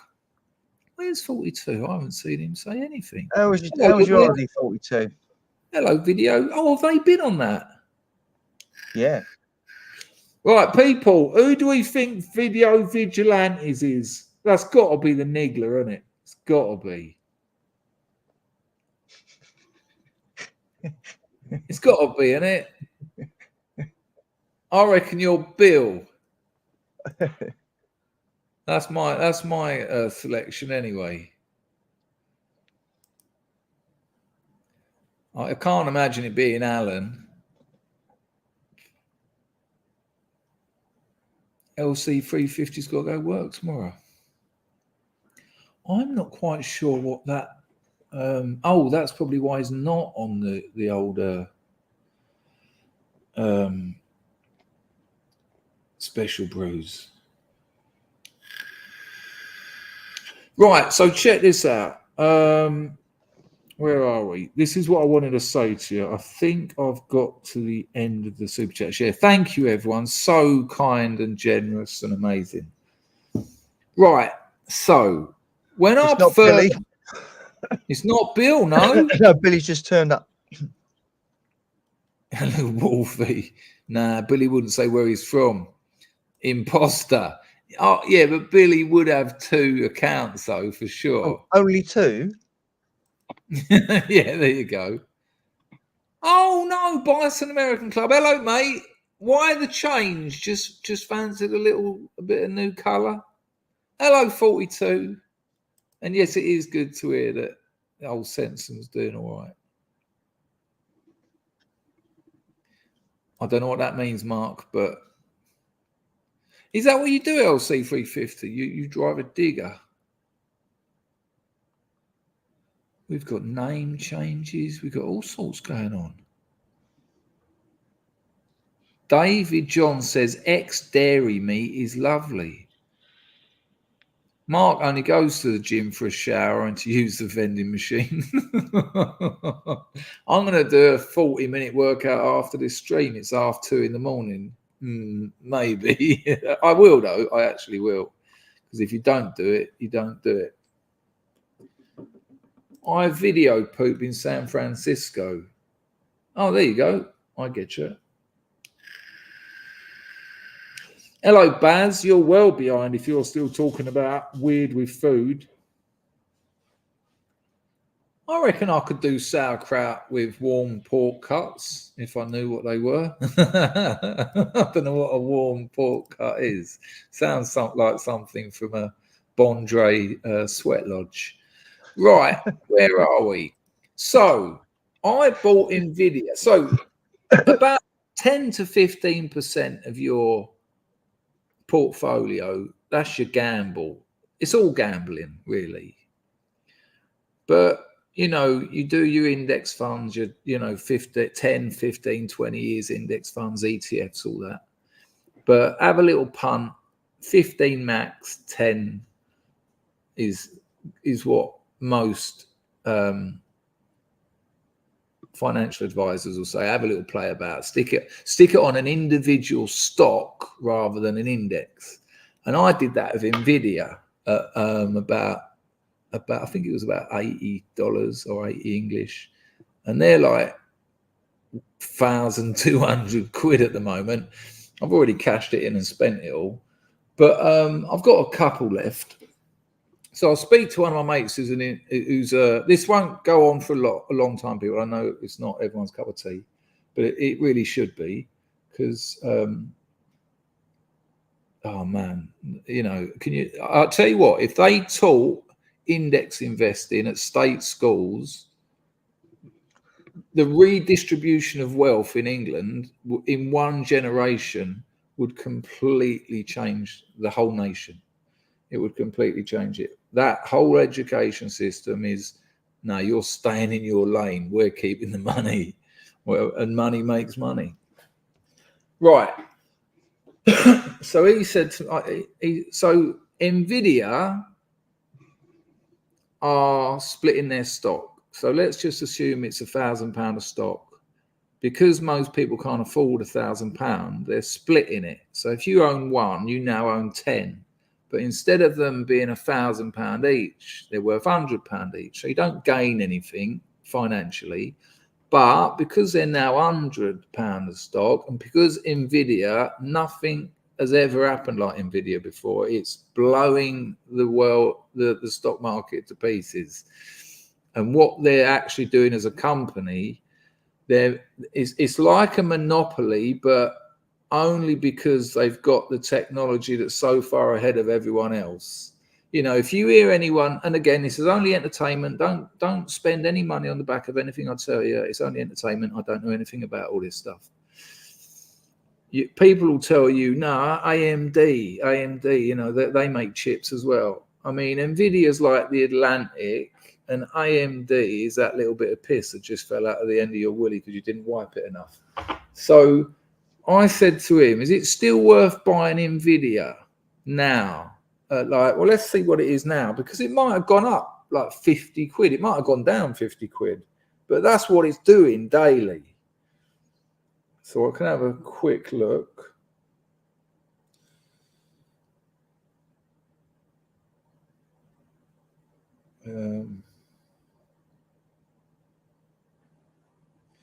Right, it's $1,206. So that's going to go down to £120 a share.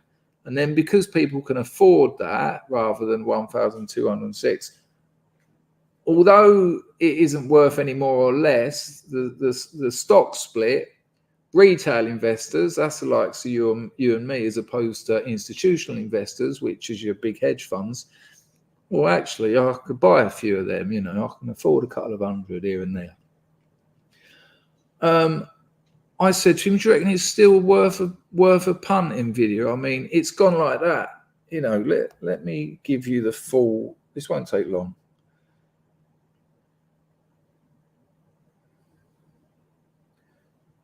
Since 2019, so 5 years ago, 5 years, right? They went public, which means they sold shares.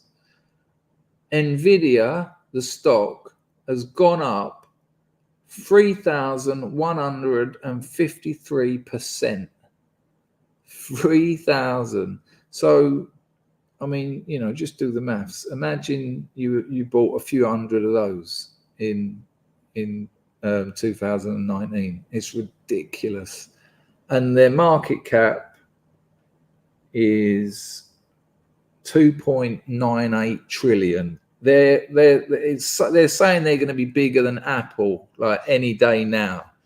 So I've talked to this bloke and I said to him, I said, is Nvidia still worth a punt? Because, you know, I was talking about the internet being broken the other day, and you know, you go to websites to find out information, but they're lying to because they want clicks. Some investment channels, one day they'll say Nvidia's over, sell, and then 2 hours later they make a video, Nvidia, the retire early, and you're like, hey. So anyway, friend of mine, he was a bloke who come on here and talked about it with us. I can't remember what fake name I gave him. Was it Sam or something? Anyway, have a look at this. It's only about a minute and a half long. This is Jensen Huang. He's the owner, president, whatever you want to call it, of NVIDIA.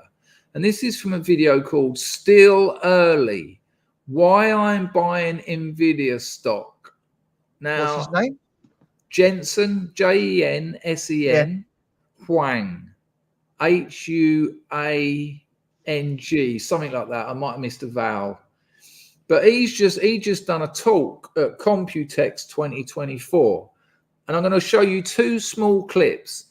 Please don't get bored, because the point of this, I reckon most people here know a little bit about computing. Just a little bit. And some of you might know a lot. But NVIDIA have changed the game so much. Listen to what he says. It's just they've changed everything. They've changed the world. In their earnings call, Jensen Huang said, this is the next industrial revolution. And I'll tell you now, he's not. I believe him.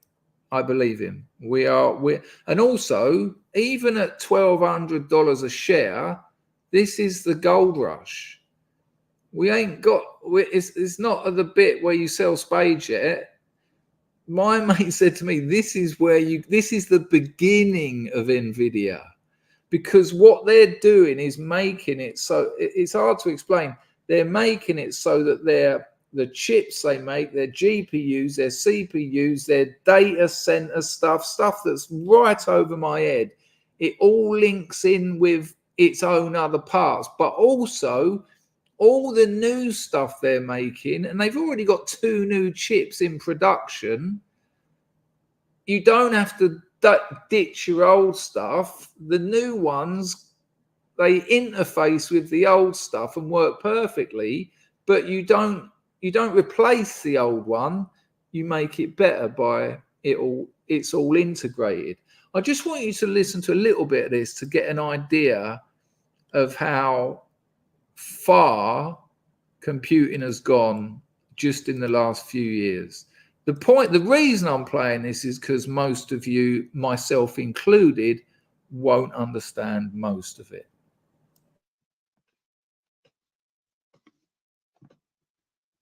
The days of millions of GPU data centers are coming.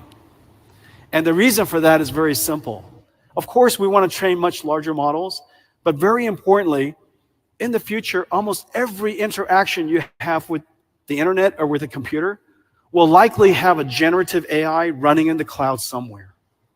And that generative AI is working with you, interacting with you, generating videos or images or text, or maybe a digital human. And so you're interacting with your computer almost all the time. And there's maybe a digital human. Just drop that in. Always a generative AI connected to that. Some of it is on-prem, some of it is on your device, and a lot of it could be in the cloud. These generative AIs will also do a lot of reasoning capability. Instead of just one-shot answers, they might iterate on answers so that it improves the quality of the answer before they give it to you. And so the amount of generation we're going to do in the future is going to be extraordinary. So it's not just about larger AI. Right, so that's one clip, but there's another one I want to show you. This is from the same thing. This is Computex 2024. This was just recently, like yesterday, I think. This is a bit more. When they done their earnings call, I'm gonna likely get this wrong, but I think he said something like one of their new data processors could download the entire internet in a second. Now, if you think about how long it takes to download a film from Pirate Bay, I always say that because I want to warn you against it because it's illegal. He said that he could download the internet in a second. That's quite a growth. Oh, that scene from Lucy. You'll have to. I don't know what that It's means. it's a Scarlett Johansson film.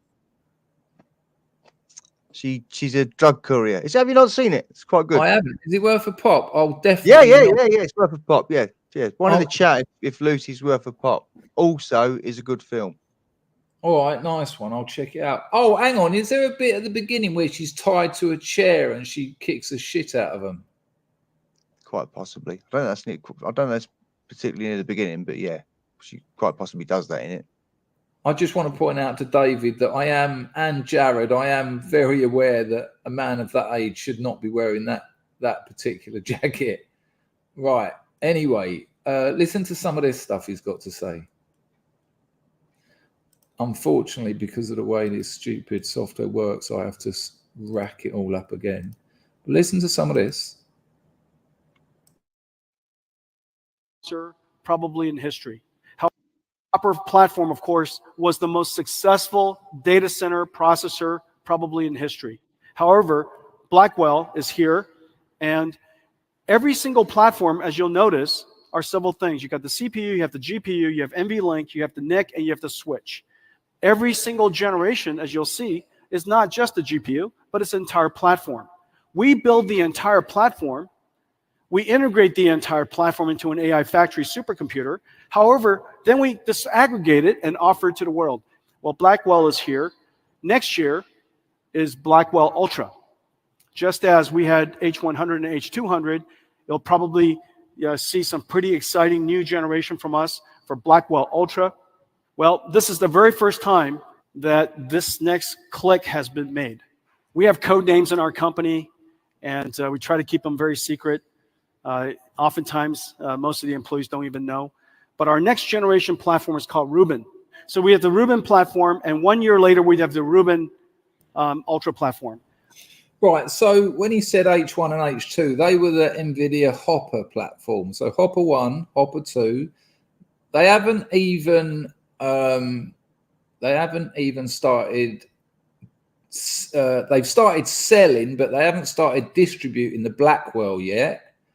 But they've already made the Blackwell 2. They said the revenue will be coming in for Blackwell this year, and now they're already on Rubin and Rubin 2, right? Now, I said to my friend, I said that largely went over my head because I don't really know a lot about that sort of stuff. He said, yeah, that's the point. He said, I'll make a bet with you, and we bet silly amounts like 7 pence, and he's won most of them. He said, give it a year or two, NVIDIA will be the biggest company on the planet. And when they do their stock split and they go down to £100 a go, I'm not. It's really important that I stress this. You might lose all your money, but if you're prepared to put a few quid, buy 5, 10 of them, and forget about it for 5 years, if that does happen, nothing. If do some due diligence, go type into Google or whatever,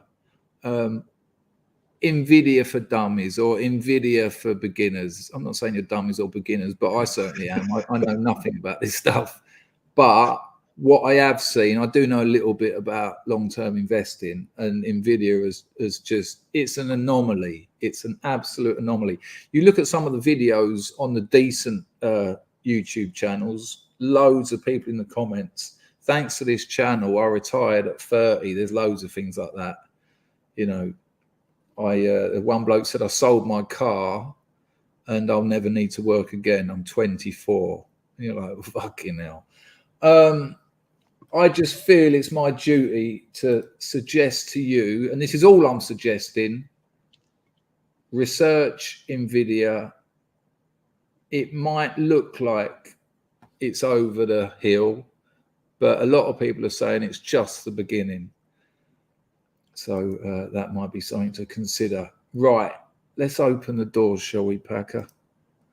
Go on then. See if anyone's still awake. Hang on. I've upset pal. Sorry, pal. nothing particularly wrong with this jacket. I just thought Anglo said, we're driving a Corvette. Go on. Sorry, Packer, I interrupted you. Say that again. No, I just said something in the chat, and our pals took offence that that bloke we was talking, Mr. Jensen, I do. Jensen. So his jacket was commented on, and his age. He's got like a sports type bomber type jacket on. Yeah, it's a midlife crisis jacket. Which I just put in the chat. I said that jacket. I bet he drives a Corvette. What? And Pizzle's offended at you knocking Corvette. There's nothing wrong with that jacket. Oh, it's the jacket. Pizzle, take your leather bomber jacket off and go and hang out, mate.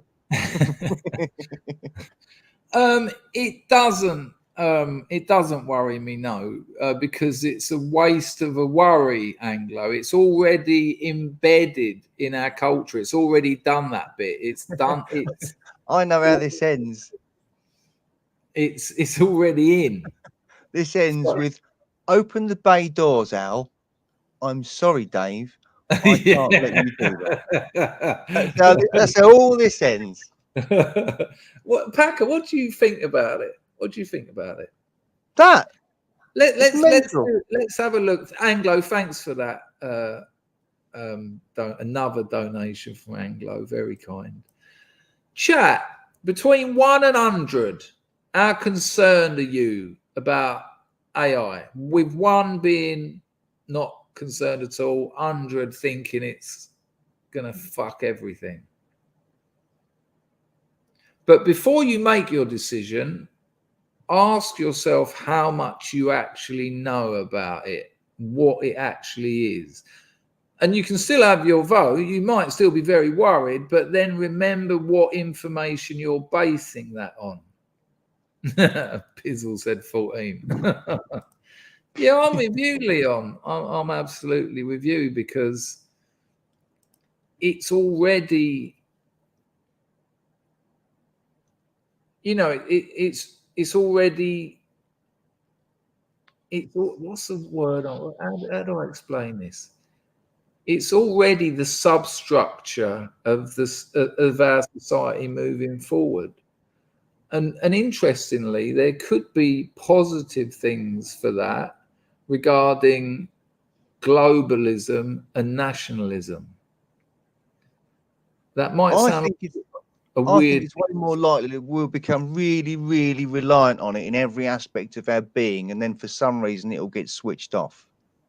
And everyone will be knackered. I just think it's technology, and you know, look at the fear people had around cameras. Look at the fear people had around a printing press.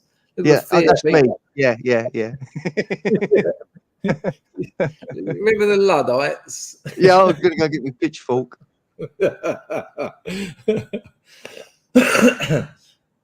Here's what I'd say, actually, Anglo, and this would be my advice. There's no stopping it, because it's rolling down the hill of time faster than light, right? They said nothing can move faster than light. I mean, I'm being metaphorical and somewhat poetic, but so what can you do in that situation? Well, knowledge is power.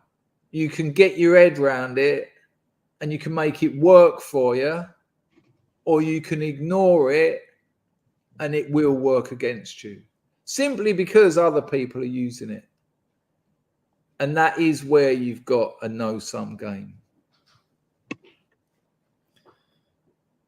you know, look at all those kids at school who used to sort of walk around going, "Oh, did you see the geezers who now live out in fucking like the Seychelles in their lovely big white mansions with their 4 wives and 4 beauties, and just sitting there still going, have you seen the new Nvidia chip? It's amazing."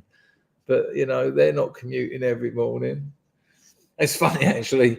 I was talking to a mate about football the other day, and it might have been Horus, actually. Me and Horus talk strangely a lot about football, but we also talk a lot about Gamergate. But he said, someone said something. I said that one of the things that does concern me about football, because I am a real Arsenal fan, is that however much I love my club, there is the occasional moment when I remember that the kids at school who were very good at football were also utter cunts. They were never nice, were they? They were the ones who walked around and just went, "Oh, Dangerfield." And I go, "Yeah," and they go, "Ah." And you know, when I'm sort of going, "Yeah," am I now liking them? You know, they were the Joey Bartons at school. Right, let's see if anyone wants to come in. We lost a lot of numbers talking as soon as I talked to Nvidia. But, and I'm just throwing this out there, if you've got some, the bank is the worst place to have your money. It's the worst place, probably on a level with having it caught up in a mortgage. But if I had $5,000 in the bank, I would put that on Nvidia now. If I got a message saying, "Oh, $5,000's in your bank," I'd stop this stream and put it on Nvidia now, and then I'd just forget about it, because I'd know when the time was right to sell, because everyone will be talking about it. I'm not saying you should do that. I'm just saying that's what I would do. I would say, do your due diligence. And I will keep you up with the price over the next few years, but not when we're losing 30 viewers. That's fucking madness. Good Lord, Ultra Mega Essex Boy is here. Hang on a minute, Anglo played football. Yeah, admittedly, hashtag not all. And you know, some players, when they're interviewed, they're obviously nice blokes, you know, but I reckon a good 60% of them were those cunts at school who just used to hit smaller kids all the time. Did you really? How old were you when you were playing for your town? That's amazing. What position did you play, Anglo?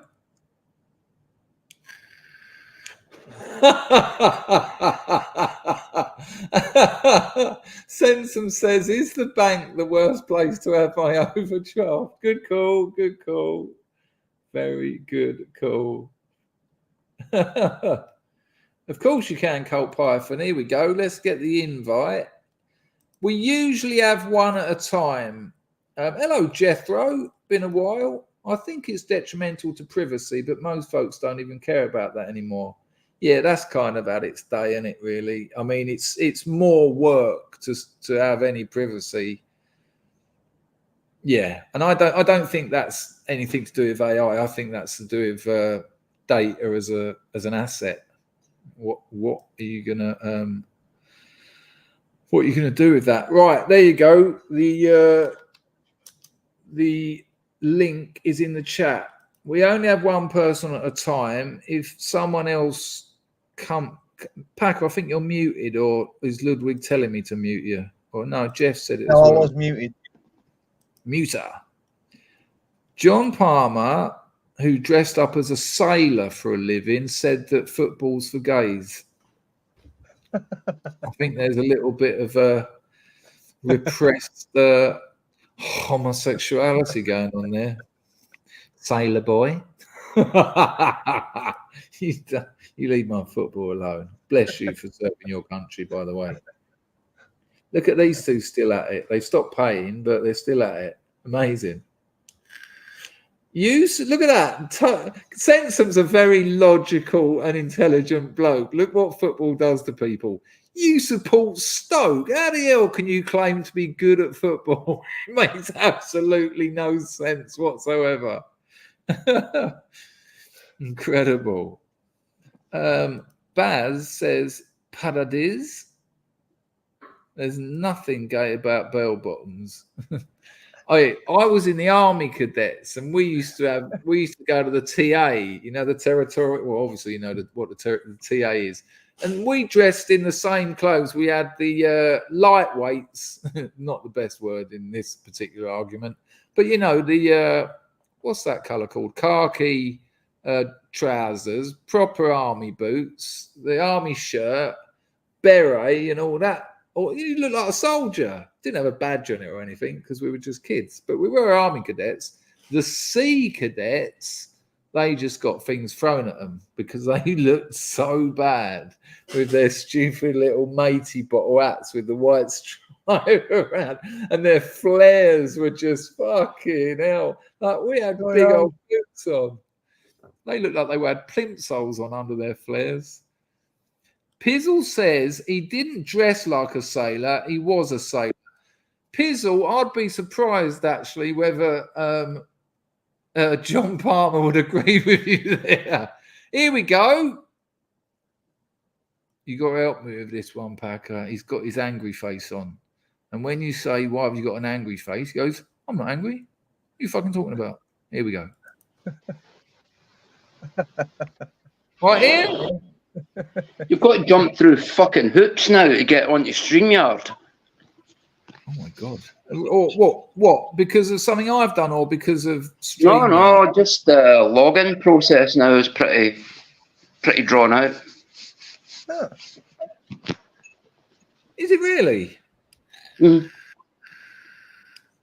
need to get my glasses. Yeah, otherwise we don't look right. If we haven't all got our glasses on. Well, so there you go. Yeah. None of us really look like this at all. We all look completely different. We just do this for the stream. Well, you've all got very similar glasses. Look at the old bin Zeit. Take you outside for a bit. Ian, can you smile? But Pardon?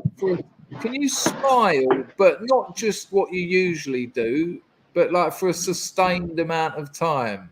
Like lighten up a bit, like you can't, can you? It's not, you don't like it. No, that's doesn't look right. No, but just like look, I'm not smiling, but you can see I'm sort of having a laugh. What's your relaxed face? Nah, that ain't your relaxed face. Come on. Look at Packer not buying it. Because that looks very... I think, well, you'll get back to your relaxed face when this little conversation is finished. I'll get back to my relaxed face when the pain in my back stops. What's that? Just because my back's nippy and I sort of etched on my face. I just wanted to see. Let's talk about nice things, good things. What good's been happening, Chris? You're always talking about fucking doom and gloom at the moment. What good's been happening out in Cambodia land? Hang on, I'd done a miraculous feat of improvising an hour of 5 different stories that I managed to tell at the same time, and everyone was cracking up. Jesus. I was talking to people in the chat. I completely ignored you. You're lost then. I didn't see. Anglo says, I've not seen an AI bot debone a side of beef. Debone is rather sensual. Nice one, Anglo. John says the people using it and supporting it are not your friends. I tell you what. Nigel, sorry, Ian, I know you've just come on, but I did ask a question, and someone said to me the other day, you do ask a lot of questions and then not look at the answers. Go ahead. AI will make 75% of people useless. Useless eaters expect a cleansing. It's interesting. Maybe Isn't get it? better customer service when you type into websites and stuff like that. That'd be good. Jeff says, when someone develops smart AI, that's a different conversation. What do you mean by that, Jeff? Smart AI. I thought that's what it was, but maybe. It's kind of in the name, intelligence. But maybe you mean something different. So, hello, 322. I didn't see you. Oh, they've all gone off to invest. Good call. Someone called me a fucker out of the blue. I tell you what, I fucking wish I could, because now is the time to. Typically, I said at the beginning of the stream, when work's going well, I'll work my ass off because the motivation is there. Hello, mate. You all right, son? You been out on that go? You what? Has he been out on that go-kart recently? The youngster was in the background. I put a new engine on the other day. Did you? Yeah, it's working. Isn't I've got to it- go, Chris. I've just a sausage. It's just landed in my lap. Oh, I wish that had landed in my lap. I tell you what, man. Fish on a Friday. I've Hey, got a durian fruit. Fish on a Pat, Friday. you enjoy your dinner, mate. Can we have a pee in the chat for Packer? Look after yourself, son. ta-da! Bye, I tell Parker. you what, I could have done with some of that. I could do with that now. You hungry, Ian? I've just eaten. What did you have? I had salt and chili chicken on a wrap with mayonnaise. Well, that sounds good as well. Damn, I should have sorted out something Thanks. while I had time. Did you make it? Air fryer, so What? in the air fryer. Just buy the Oh, bags of it from Iceland. That's what everyone out here's been talking about, those air fryers. My missus says, she went, I want Ninja air fryer. I went, what? After about an hour, I want a Ninja air fryer.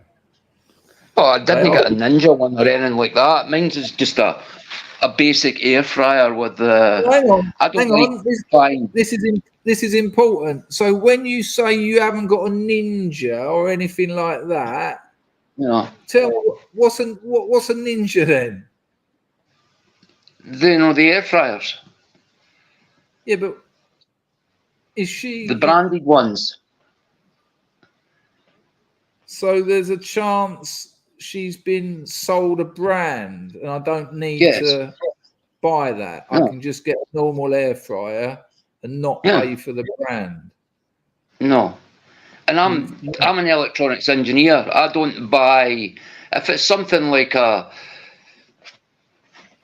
say it was a food processor, or the prime example here is the air fryer. I bought the most basic air fryer. The timer on my air fryer is a little dial that you turn that ticks down and then pings at the end. Because those ones are going to last forever. Whereas you get the ones with the digital timers and stuff like that on it, it's got a shelf life. What is it, Ian? Tell me what it is. What is an air fryer? What does it do? What is it? Why isn't it an oven? Basically, it is an oven. I know it's that. What simpler. I said, this is weird. But what makes it different from me just buying one of those little ovens with the red bars at the top and the bottom? For me, it's quickness and the variety of things that you can do with it. But all I do, I use it like a microwave. So it's for heating up basically any food that you've got and cooking it. But what's the air frying bit about? I don't get. It blows hot air through. It's blowing hot air through itself, and that's what cooks the food. Very hot air. Ah, okay. So not just like a fan oven. So everything comes out nice and crispy. If you're doing like battered chicken or something like that, it comes out really, really crispy. And you can do chips in it. And Who in the chat that? has got an air fryer? Jeff I says reckon air about- fryers are a small convection oven. I bet you about 80% of the people in chat have got one now. Nigel wants to know if you've air fried any Mars bars. I think that's a Scottish stereotype, Ian. I've never ever had a deep fried Mars bar or had any desire to ever have one, so no. I can't imagine it, man. I don't. When we used to have fish and chips, I used to take the batter off the fish. I don't like batter, so let alone with a fucking melted Mars bar in it. It's making my teeth. Not just that, with it done in the fat that they cook fish and chips and haggis and white pudding and black pudding and and pizzas. Because remember, they deep fry the pizzas up here as well. Yeah, is that what? Quite. You can go to most sort of. Hello, 42. You can go If to. you go to one of the old chip vans or chip shops in Scotland and you ask for a half slice of pizza or a pizza, they're going to deep fry it. You can get one sort of slice of deep fried pizza. Mm-hmm. Fucking hell. Have you had one of them? Nasty. Yeah. Imagine the fat in that. That's enough fat. Sorry, Ian. Callum, I can't take someone else on at the moment because three's already too many. But when I chuck one of these two, I'll put the link in again. You've got the link. You can come in. 42. Have you got an air fryer?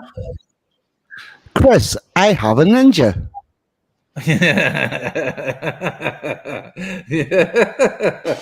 Oh, fucking boating holidays here. Have you been on your holiday yet, or is that coming still? It must be the holiday. The next holiday is coming very, very soon. You deliberately didn't want us to dox the date, didn't you? That's right. Yes. Okay, good, fair enough. We'll leave that alone. So, right, and Ninja's not necessarily just. 1 second. Right, we're going to let 42 explain his air fryer details, and while he's doing that, I'm going to put the comments of what people said about him on the screen. 42, take it away. You've not said hello yet. I'm going to be shite. Marzi, what about you, Sean? Thank you. I'm good. Hope you're good too. Good. Indeed. Thanks very much, mate. Sorry for not introducing it. I got all excited listening to you talking about air fryers and everyone's motivating. Right. Now, here, Chris, my Ninja's not just an air fryer. It's also a slow cooker, a pressure cooker, and there's other functions on it as well. Comes with different lids for doing different things. And whenever you put your food in an air fryer, in the same way that you would in an oven, you also put some oil in your air fryer, so it fires that around in the air and crisps it with the oil, but not in a deep fried way. Okay. Air is air, Chris. Okay. John says Ian looks less anemic and healthy living in Scotland than Chris looks living in Bodia. Imagine my surprise. Looking all right, and I thought I was sort of. But I'm out in the sunshine every day, where Chris, it wouldn't be wise for Chris to go out in the sunshine every day in Bodia. This is my yearly intake of vitamin D that I've got to get. I do about 5 minutes a day. I go and sit in the garden, but even then it's too fucking hot. It's too hot in the sun. You're like, oh. But I do get a bit of vitamin D. But you can't tan yourself out there. It'll probably kill me one day. Yeah. Sorry, 42. Continue. Right, so that's basically about it. That you put a drop of oil on it, it fires you around and it crisps the stuff. It works really well, but if you're for a Ninja, you would need to check what type of a Ninja she's looking for. Well, it's just an air It's going to fryer. be the cheap one. Yeah, but well, Mine's was 40 quid. What? Mine's was 40 quid. Is it a pressure cooker or a steamer? No, it's a fucking air fryer. Right, yeah. That's all I wanted was an air fryer. Oh. 42, are you suggesting that Ian doesn't actually have an air fryer? Well, no, he does have an air fryer, but a Ninja's not an air fryer. Right, sorry to interrupt this little thing, but Christine Thompson. Hello, Christine. Are you new in these parts, or have I just forgot your name? Nice to see you anyway. Are there obese people in Scotland eating all that fat? Is that a noticeable thing, Ian? Or is it just... I've noticed people getting fatter, yeah. Is it what they call them? I was up there when I used to do the fringe. I used to have to go up there to score. What do they call them? Schemes. The schemes. Schemies. I'm a schemie technically. They used to have the ice cream van come round, and like I was obviously, well, I say obviously, I was scoring diazepam, and the ice cream van turns up, and all these junkies like run out the house. I'm like, fucking hell, they want some ice cream. And they all come back in with rolling papers and baccy and a bit of weed from the ice cream van. Like, what? Yeah, Sighthill was quite famous for that. It was Sighthill you were in, wasn't it? It would have been if I remember the story correctly. It would have been Sighthill or Gilmerton. We had to get a taxi from Edinburgh, but it weren't a long taxi ride. There was a little. No, it isn't. It's just a proper concrete. Just beyond Haymarket. I wouldn't know the name of it, but I had my trousers around my ankles on a zebra crossing because the junkie on a bike wanted proof that I wasn't police. So I said, how do you want me to prove it? He said, show me your holes. So oh dear. I'd just left Castle Craig rehab.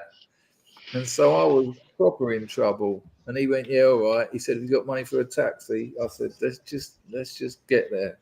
And he didn't knock me. He had every opportunity to. I give him the money. He disappeared into one of those big blocks, left me standing there shitting myself with no ability to defend myself if anything happened because I was, all clucking. There's a few people in my town been at Castle Craig. Oh, it's a terrible place to go, man. Every one of them's relapsed. Yeah. Worse now than ever been. One of the worst rehabs I ever went to, and they tried to sting me for 10 weeks. I'd been there 2 days. They were saying that you're going to stay in a castle and in the countryside and all of that sort of stuff, and you get there and you're like, holy fuck, man. Yeah. What's this? And no way you're getting out. Like it's a 20-minute bus ride or something like that to get to just civilization, not even into the centre of Edinburgh. I tell you what, the one saving grace, there's porter cabins there as well. So on the website, like you say, there's this lovely old sort of castle manor house, but it's falling apart. It smells of like mildew. Do you know what I mean? And when you're wrapped, it's too much. It's also run and owned by the Dutch. Now I haven't got a problem with that, but Dutch people are insured for addiction.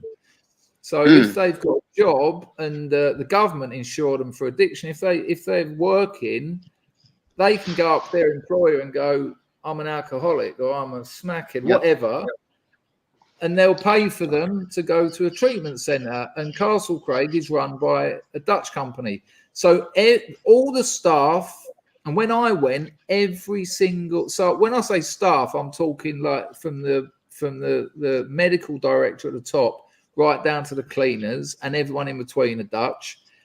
Every other client there was Dutch. and on the first day, they said we've got an English person arrive, so no more speaking Dutch. This is an English speaking facility, and that's the last thing you want, because every time I walked into a room, everyone stopped talking because half of them couldn't. Their English wasn't that good, or you know. Imagine group therapy. It's very subtle and nuanced. You've got to get it right.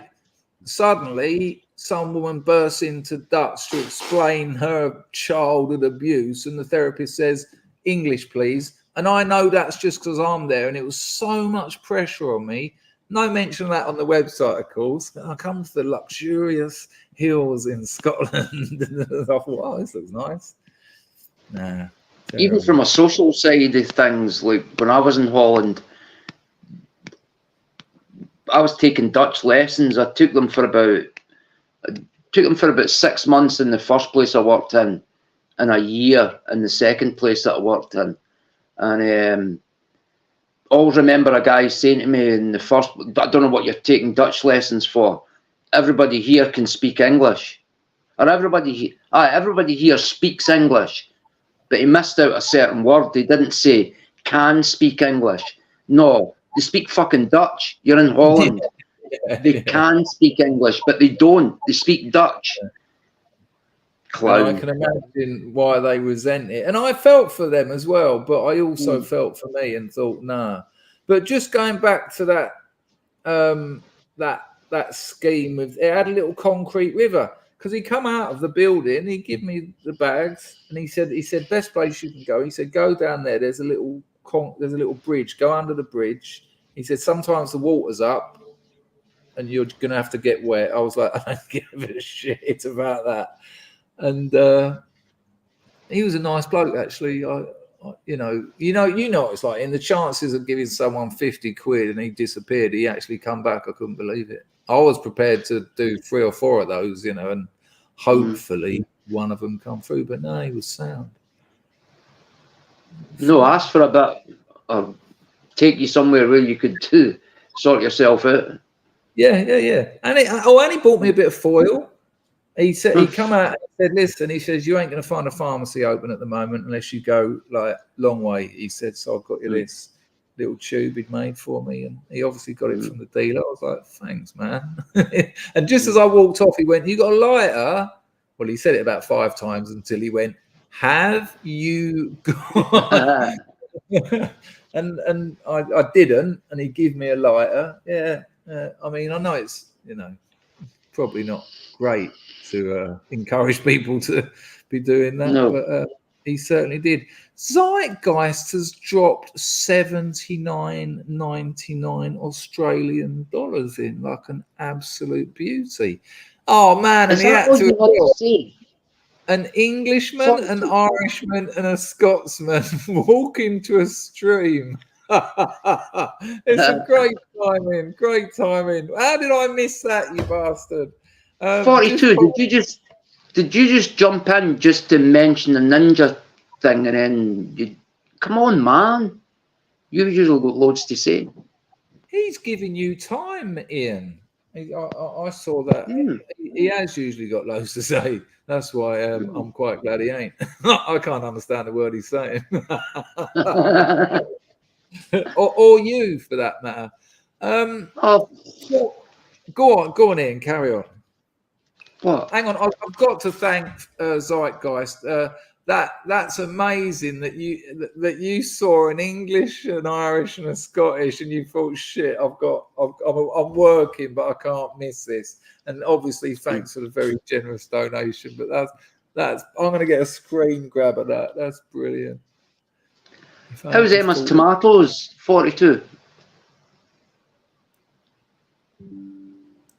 He ain't even there. Are you muted, or have you gone for a wee or something? 42. He'll be talking to Emma. You want to see your face on the screen grab. Mine's not much better though. Zeitgeist, that's amazing. Zeitgeist has been on the firm for 40 months. It's longer than that. We know that. But there you go. Nice one, Zeitgeist. Ian, vaping. Thinking about giving it up? I love it. But I am thinking about giving it up. Just the hassle. It's just the hassle. I go through wee spells where I don't have mine welded to me 24/7. Like if I'm going for a walk with a dog, I'll leave it in the house. You're muted now as well. I was as well. Yeah, it's going well. Everyone got hungry. Oh, I've got a big pot of tea here. I thought I might need some energy. It's 3:20 in the morning. Oh, on that stream that I'd done the other day here, and it got to about 3:30 in the morning. I was like, I've got to go now because by the time I've cleaned Check. rip, You hear something? That was 42. Yeah, he went check. All right. Right, is it working now? My mic seems to have switched off, but I'm back. Can you hear me? You are back. Yes. We can hear you. Excellent. We were even commenting on your bizarre and peculiar silence that we're not used to when you're. We thought we'd stunned you into silence, but No. Hang on, Zeitgeist. Yeah. Apologies. Yeah. Yes. See, Angle actually got there before me because I've been having a mic mark going. Where the fuck's the Irish man? Can't see anybody from Ireland. I'm so sorry, 42. It's all right. I'm so sorry. I never know. Good Lord. But it was still funny. It still made a bit of sense to me, sort of. It does. More Irish than I am, just by geography. Does that count, or have I just ruined 200 years of history? Sort of. Well, I don't know. No, I'm not going to turn this in. I'm not going to turn this into a history lesson. But I'd like you to, Anglo. Thanks for that. It was Zeitgeist already done an absolute cracker, and then you turned it on its head. That's amazing. But 42. So, what are you? British? British, Ulster British. The proper term for it is Ulish, as in Ulster British. I've just seen your message saying you're having mic issues. Hang on. So you Ulster British. Yeah. And what is Ulster? Is it a county? Right. Ulster was a province in Ireland that was 9 counties to the north. Sort of north east side towards Britain. The people who lived there historically and traditionally were British Ulster Scots people. Then the people who you now know as Irish invaded around 250 BC. And hang on. I like this a lot. So I'm going to get an image up. Yep. So, I don't want to interrupt your flow, but I need a better map than that. I want to get one. So that's the border there, isn't it? Does the border start at Donegal Bay? Yes. It does, doesn't it? It does. Yep, it does. Yeah, the border is Donegal and it runs across the Antrim. Don't tell me. It runs across to Dundell Bay. Hang on, let me get this picture up so people can see it, because this is interesting. You'll be surprised how many people don't know this, or maybe I'm about to be surprised how many people do.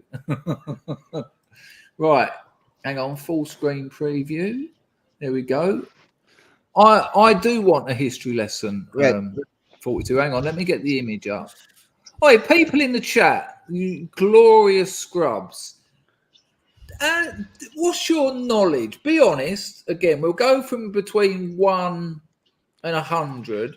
Be honest. What is your knowledge about the whole separation of Ireland and what 42 is about to tell us a little bit about? would you feel confident sitting if you met 42 in a boozer and you said, and you said to him, you're Irish, right? And he said, no, I'm Ulster British. How confident would you be to continue that conversation, knowing what he's talking about? Hang on, before you go to that, that is a tune, man. There's nothing better than a scheme girl. It's fucking brilliant. What did he say? Joggers and high heels. What's the artist's name? Ultra Mega Essex Boy. Do you know him, Ian? What's There's nothing better than a scheme lassie. It's some like white Scottish rapper there's a song called Scheme Girl, and it's amazing. No. That's it, Tracky and Hills. I love those birds. Anyway, so what was the score that we were to give ourselves out of 10 for, or was it 10? In 100. I sent him. I wrote a blog about that. The ice cream was, but that wasn't. That was Glasgow, wasn't it? Yep, Glasgow. Well, I'm not sure. Well, Chris. Yes. With 42 knowing my background and stuff like that, I'll let 42 answer how much out of 100 he thinks I would be confident holding a conversation down with him in a pub after he told me he was Ulster British or Ulster Scots. So are you both Celts? No. No, we would be more Pictish than Celts. Yeah.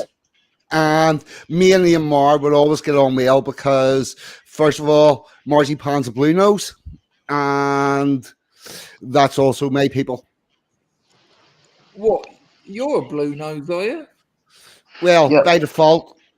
Hello, Cecil, not Spam Lady. Lovely to see you. Right, hang on. I'm just going to see if I can see someone who's... Yeah, Hangden's in here, Chasworth. Hang on, I just want to see what people... I think people aren't answering that.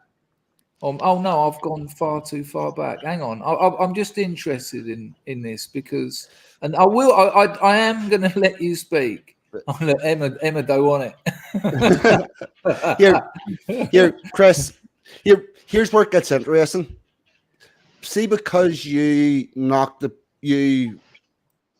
with a lot of people that did drugs and all that sort of stuff. Right, hold on.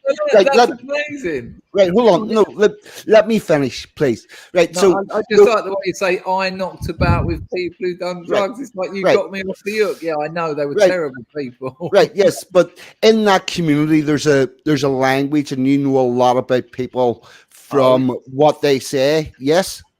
Yes. Right. Okay. Yes. Well, see the likes of Marzipan and me, if we met from scratch, within a couple of minutes of the conversation, we would know a hell of a lot more about other people because of the way we talk and the commonality between Ulster and Scotland. Okay, I get you.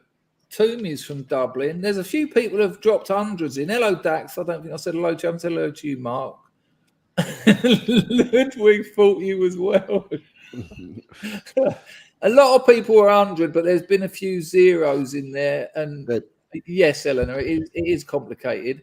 But all right, thank you for your answers, people. That makes me feel a little bit less dumb.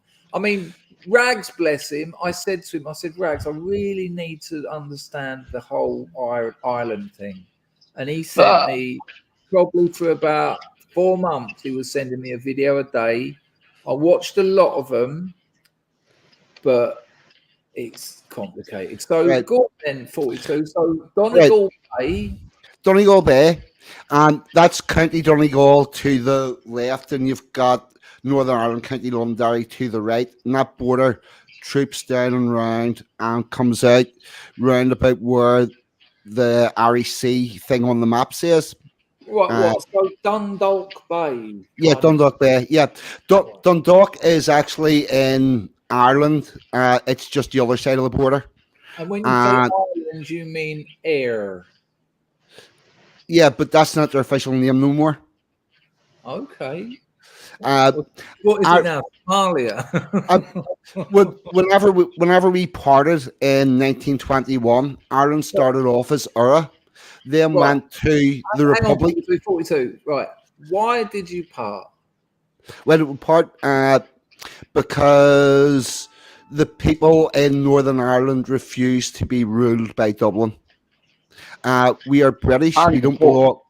We don't belong in an Irish country. And whenever Britain tried to bring in home rule, which was for all of Ireland to be ruled out of a parliament in Dublin, which already existed, by the way,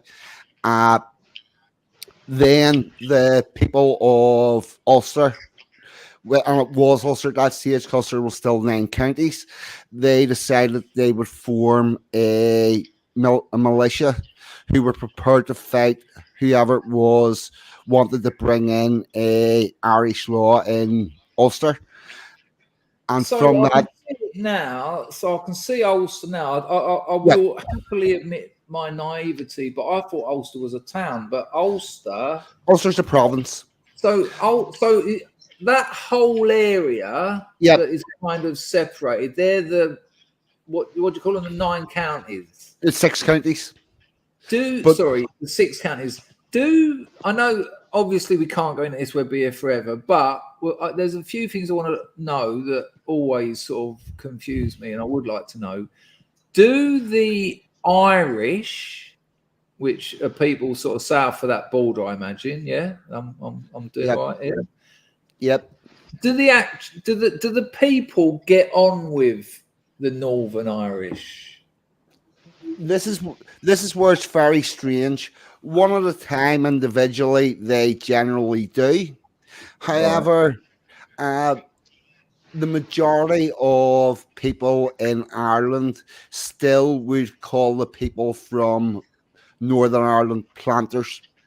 Right. And what's a Fenian?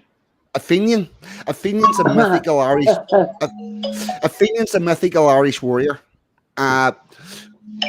Of which the one I would be most familiar with is Caholan, who was the Hound of Ulster and an Ulster I'm on warrior. a conference thing with my pal now. I'll give you a call back in 5 minutes, Pat. Sorry, guys. Lartus reckons that Ulster is the Orania of Ireland. Oh, interesting. I don't know what Orania I have is. no idea where or what Orania is. Me neither. It's probably something from his kids' books. Yeah. So, right. If you go back to the beginning of civilization in Ireland, this could take a while. Right, this will be quicker than what you think. Ireland was inhabited by people who were also connected with the Scottish people, and there was trade and movement going back and forth. And the only people that were on the island would have been indigenous British people. Then on the whole of that map, the whole of that map, the majority of the Celtic history that you're showing, the likes of the burial mound at Newgrange and all, that all predates the arrival of the Celts. Is it the age of this map that is why I deliberately typed in old for this reason? Is that why it says Ireland and it goes into Ulster? It's I honestly don't know. I honestly don't know what the thought. That's all right. That's understandable. But right, so then the Celts come over, and then if you take whoa, where from? Scotland? No, the Celts came from Central Europe. Okay. Okay. Right, the Celts came from Central Europe. They started fighting their way up the island, and that line where the border is, if you sort of straighten that off and took it out to where Ulster originally was with Donegal, there's also a mound of earthenwork defences that were built around that border of Ulster, around about 500 years after the Celts arrived, which was the pitched last gasp battle of the Ulster people. Although, having said that, it didn't last too long because shortly after that, the Vikings come in. They were knocking the fuck out of the Celts. And yeah, then the Normans come in and pacified fucking everybody. All the tribes across Ireland, the Celtic ones, the original ones, all paid homage to the King of England. And then we ended up with the Act of Union in 1701 that unified England and Scotland. Then in 1801, Act of Union unified England, Scotland, and Ireland. So they were all ruled under the one system. Notably, Wales isn't mentioned in the Act of Union because it's not a real country. And we tootled along like that until just before the First World War. There was a move by the British government to give Ireland its own autonomous state. The British people in Northern Ireland went, fuck that. We are not going to just stay here to be genocided by the Irish because that's what would happen. And they raised an army to fight to stop being ruled by Dublin. There was a deal done, and Ulster went from 9 counties to 6 counties and became Northern Ireland. And then Sorry, okay, when was that? When was that roughly? Was 1921. Right. Is that a famous date in the... Yeah. Right. Yeah, it's a founding of Northern Ireland as a country. And then at that point, Ireland went... Listen, yeah. If I just let you talk, I think with Emma's warning, this could go on a while. So I'm gonna, if you'd let, and maybe we should do a stream about it actually, because I thought you were very. I thought you were going to do a stream about it. Huh? Did I not see that there was some in the works where you and 42 were going to do a stream about Peterson, Irish history or the Irish conflict or their troubles? No, I don't. No, well, maybe I don't remember. But am I tripping? We're sort of. Well, we pretty much covered that. The first one that I did with the Belfast childhood. Yeah, but although we didn't really distinctly remember there was a themed one that was to do with. Fucking don't know, man. My life's a dream. I'll tell you what, Dax. I might hit him up about that. Oh, yeah, that would be good. Right. So this is a serious question. Right. And you know what I think about culture and the power of culture. Am I right in saying nearly every movie I've ever seen that's either set in Northern Ireland or Ireland, the British are always the arseholes? Yes. Yeah. Okay. That's important to know. Like, I'm sitting there watching quite a good film, right, and they've got Irish accents. I don't know what's going to happen, and then suddenly loads of British soldiers come along and rape the women and kill all the men, and it's like, it's another one of these. Right. It's the same. I'll tell you. You know why this happens. Yeah. It's like, do you remember whenever you were in that comedy stand-up thing and moving the Edinburgh Fringe and nobody wanted you or your opinions anywhere about the place? Yep. The same thing happens whenever they're making films. Yeah, I get the that. Propaganda machine, Chris. I didn't realise how, and it worked on me because from ignorance, I thought, I've watched a lot of films about Ireland, and it would appear that it's always the British are the aggressors, and that's it. I don't think I've ever seen a movie where the British are shown in a good light. I don't think ever. Really, a really interesting one. There was a movie made about the First World War called The Trench, and it depicts the events of the 16th Irish Division on the Battle of Somme, and it has them having a soldier called William McFadden getting the first VC of the day in the Somme, and the Irish unit being the only unit to take their reach their objectives and take over the territory. One small problem: the details in that movie are true, apart from it wasn't the 16th Irish Division, it was the 36th Ulster. So they've even took our proper good history and attributed what we did to the Irish. Amazing. 42. If you're, do you visit England at all? I do on occasion. Emma and I had planned to go over this year, but things didn't work, went different, so we're going local. But we will probably be in England next year. If you were to be in a booze, well, you've given up drinking now, haven't you? Yep. But if you were to be in like That doesn't stop me going to the boozer. okay, and just inhale a lot. Yeah. If you were to go into like a public place and someone come in with an accent that you couldn't quite place, or could you place it? Am I missing that? I mean, what about if they had an accent from Drogheda? The accent will tell you a rough location. Probably 3 minutes of conversation, you'll have a lot of other answers. It's whenever you start to ask them about just ask them what secondary school they went to.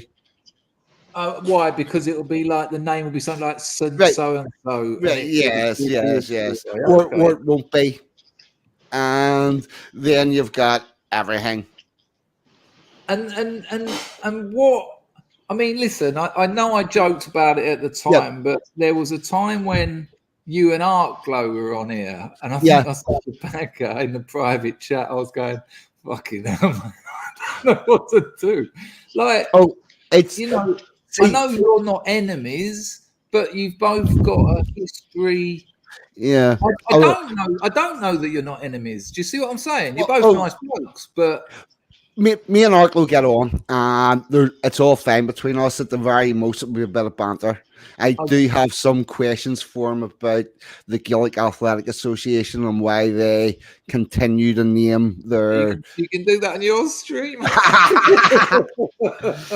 Yeah, no. Me and Arklow get on well, and don't worry, you're not going to have a bun fight with me and Arklow on your stream. It's not going to happen. We're good. Oh, 42. It was like you said earlier on. One-on-one, it's absolutely fine. It's when you get the cunts in groups, it's all. It's like everything else. Good borders make good neighbours. Yep. You know, if you hey guys, my body's starting to stiffen up. I'm gonna have to head. Chris, been great speaking to you, man. And you too, 42. Lovely to see you again, Ian. And you convincingly smiled for a good 7 seconds. I was most impressed. Oh, you dick. Right. That was a compliment. Look after yourself, Ian. Take care, mate. Cheers, man. Yeah, chat. Right. See you later. Mark Turney does make a good point. I'll try to explain that better this time. Ulster was and is still 9 counties. However, Northern Ireland is 6 counties, but a lot of the time people refer to the country of Northern Ireland as Ulster because it's got a problematic name. What saying intentionally calling it Ulster is like a political position. Yeah. The name Northern Ireland is not a good name for our country. You see a lot of immigrants saying, "I'm not English, I'm British," and you're like, "Wow." Well, actually, you're neither. But well, interestingly, the Good Friday Agreement, the peace deal, gave you an option of being Irish or British. Northern Irish was not an option. Wow. Do you find that sort of thing on forums and things like that? Is that something you find on forums, or do they? Yes. Oh, you would love to see me filling in forms and stuff. Like, I've got you put your own box in. No, there's a Oh, third fuck. one you've missed. It's Northern Irish, Oh. Ulster British.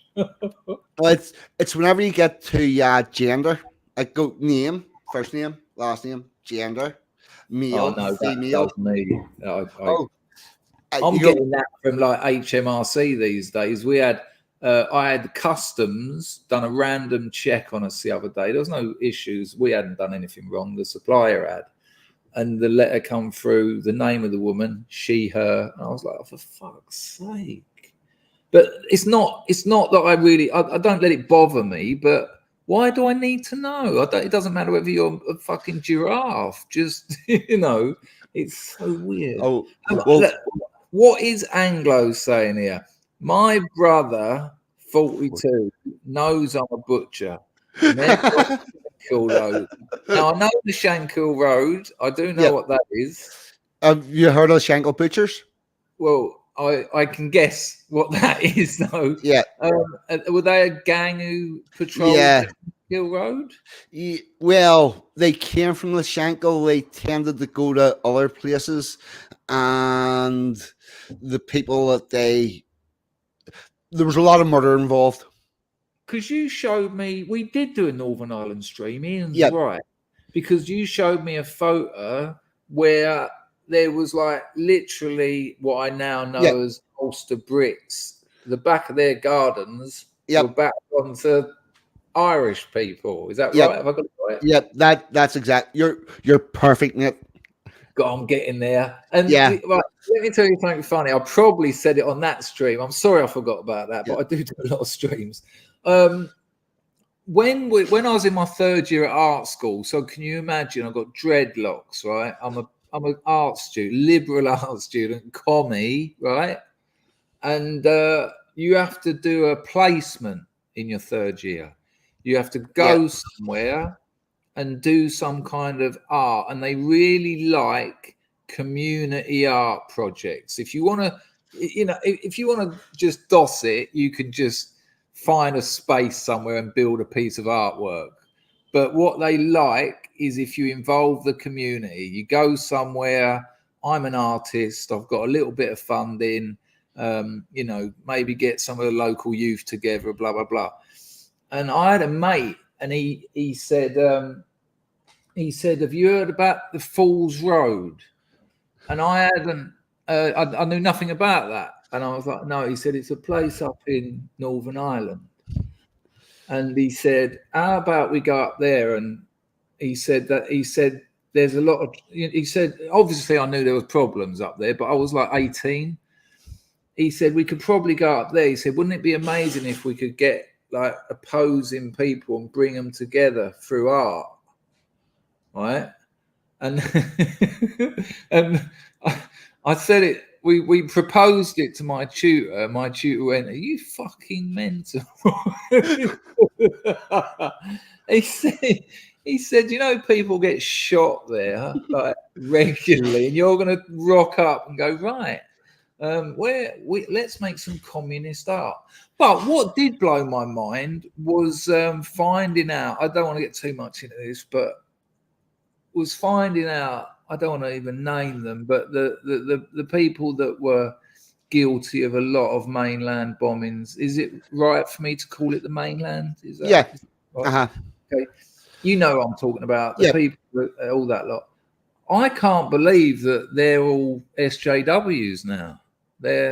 And then when someone said to me, because you never knew that they were communists then. Yep. So now you draw that line. It's an obvious direct line. In 1967, there was an international communist gathering, and people from all around the world went to that. And then in 1968, the people that came back from that formed the Basque separatists in Spain, Yeah, Right, I know. Anna? I know them. Right, the people who the students who took over 4 city blocks in Paris to try to overthrow the government were part of that. Hang on. 1968, you talking Yeah. about? Night Yep. of the Barricades, Paris. I weirdly know quite a lot about that. Right, yeah. Well, the people that organised that had been at the communist thing the year before. So that it was Al- okay. along with the people who started the Basque separatists, who started the Quebec supremacist movement, or Quebec Liberation Organization in Quebec, the separatists are, and also the people who started the Irish Republican Army, which started off as supposedly a civil rights campaign, trying to get one man, one vote whenever everybody had had a vote since 1921. I'd just like to say that these opinions are all 42s, and I'm Yes. completely neutral in this. You've got around it to those commies, though. They get their shit sorted out, man. Oh, they are organized, they are clever, and they work. Yeah. It Like that, have you seen Land and Freedom, the Ken Loach movie? I haven't.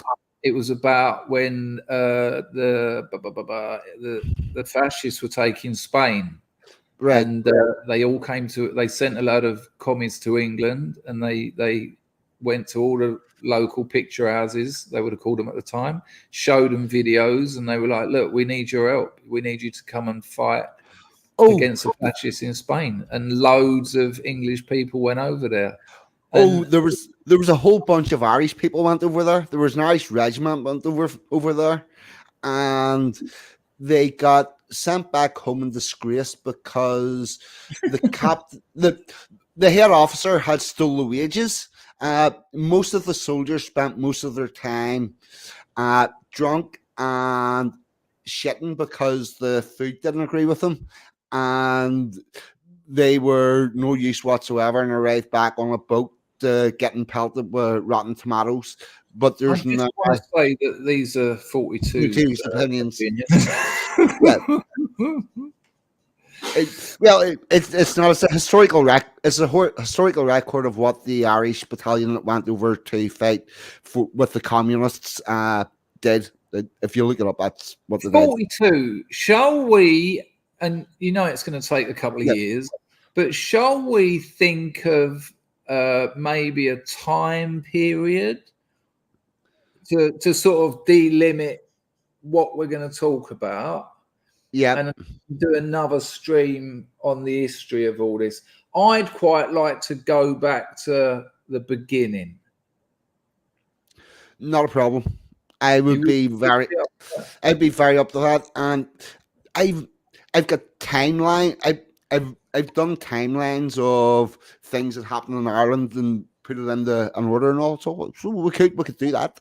Do you talk to Emma about all this? Emma gets to hear me prattle about it on streams. I thought that it was either going to be that or not as much as I used to. Yeah, no, it's Emma gets to hear me prattle on about this on streams and goes, "No, don't do that again. Don't do that again." And I'm like, "Oh, hang on a minute." So I don't want to get in trouble with it. No, you're fine. It's just, do you know what? True. This is a serious question. Are you putting yourself at risk at all talking about these things on YouTube? I don't mean in terms of YouTube. I just mean in terms. I mean, you're relatively anonymous, but let's be honest, they could find out who you are because they've got fingers in all sorts of eyes. Yeah, I haven't said anything that would get me in trouble.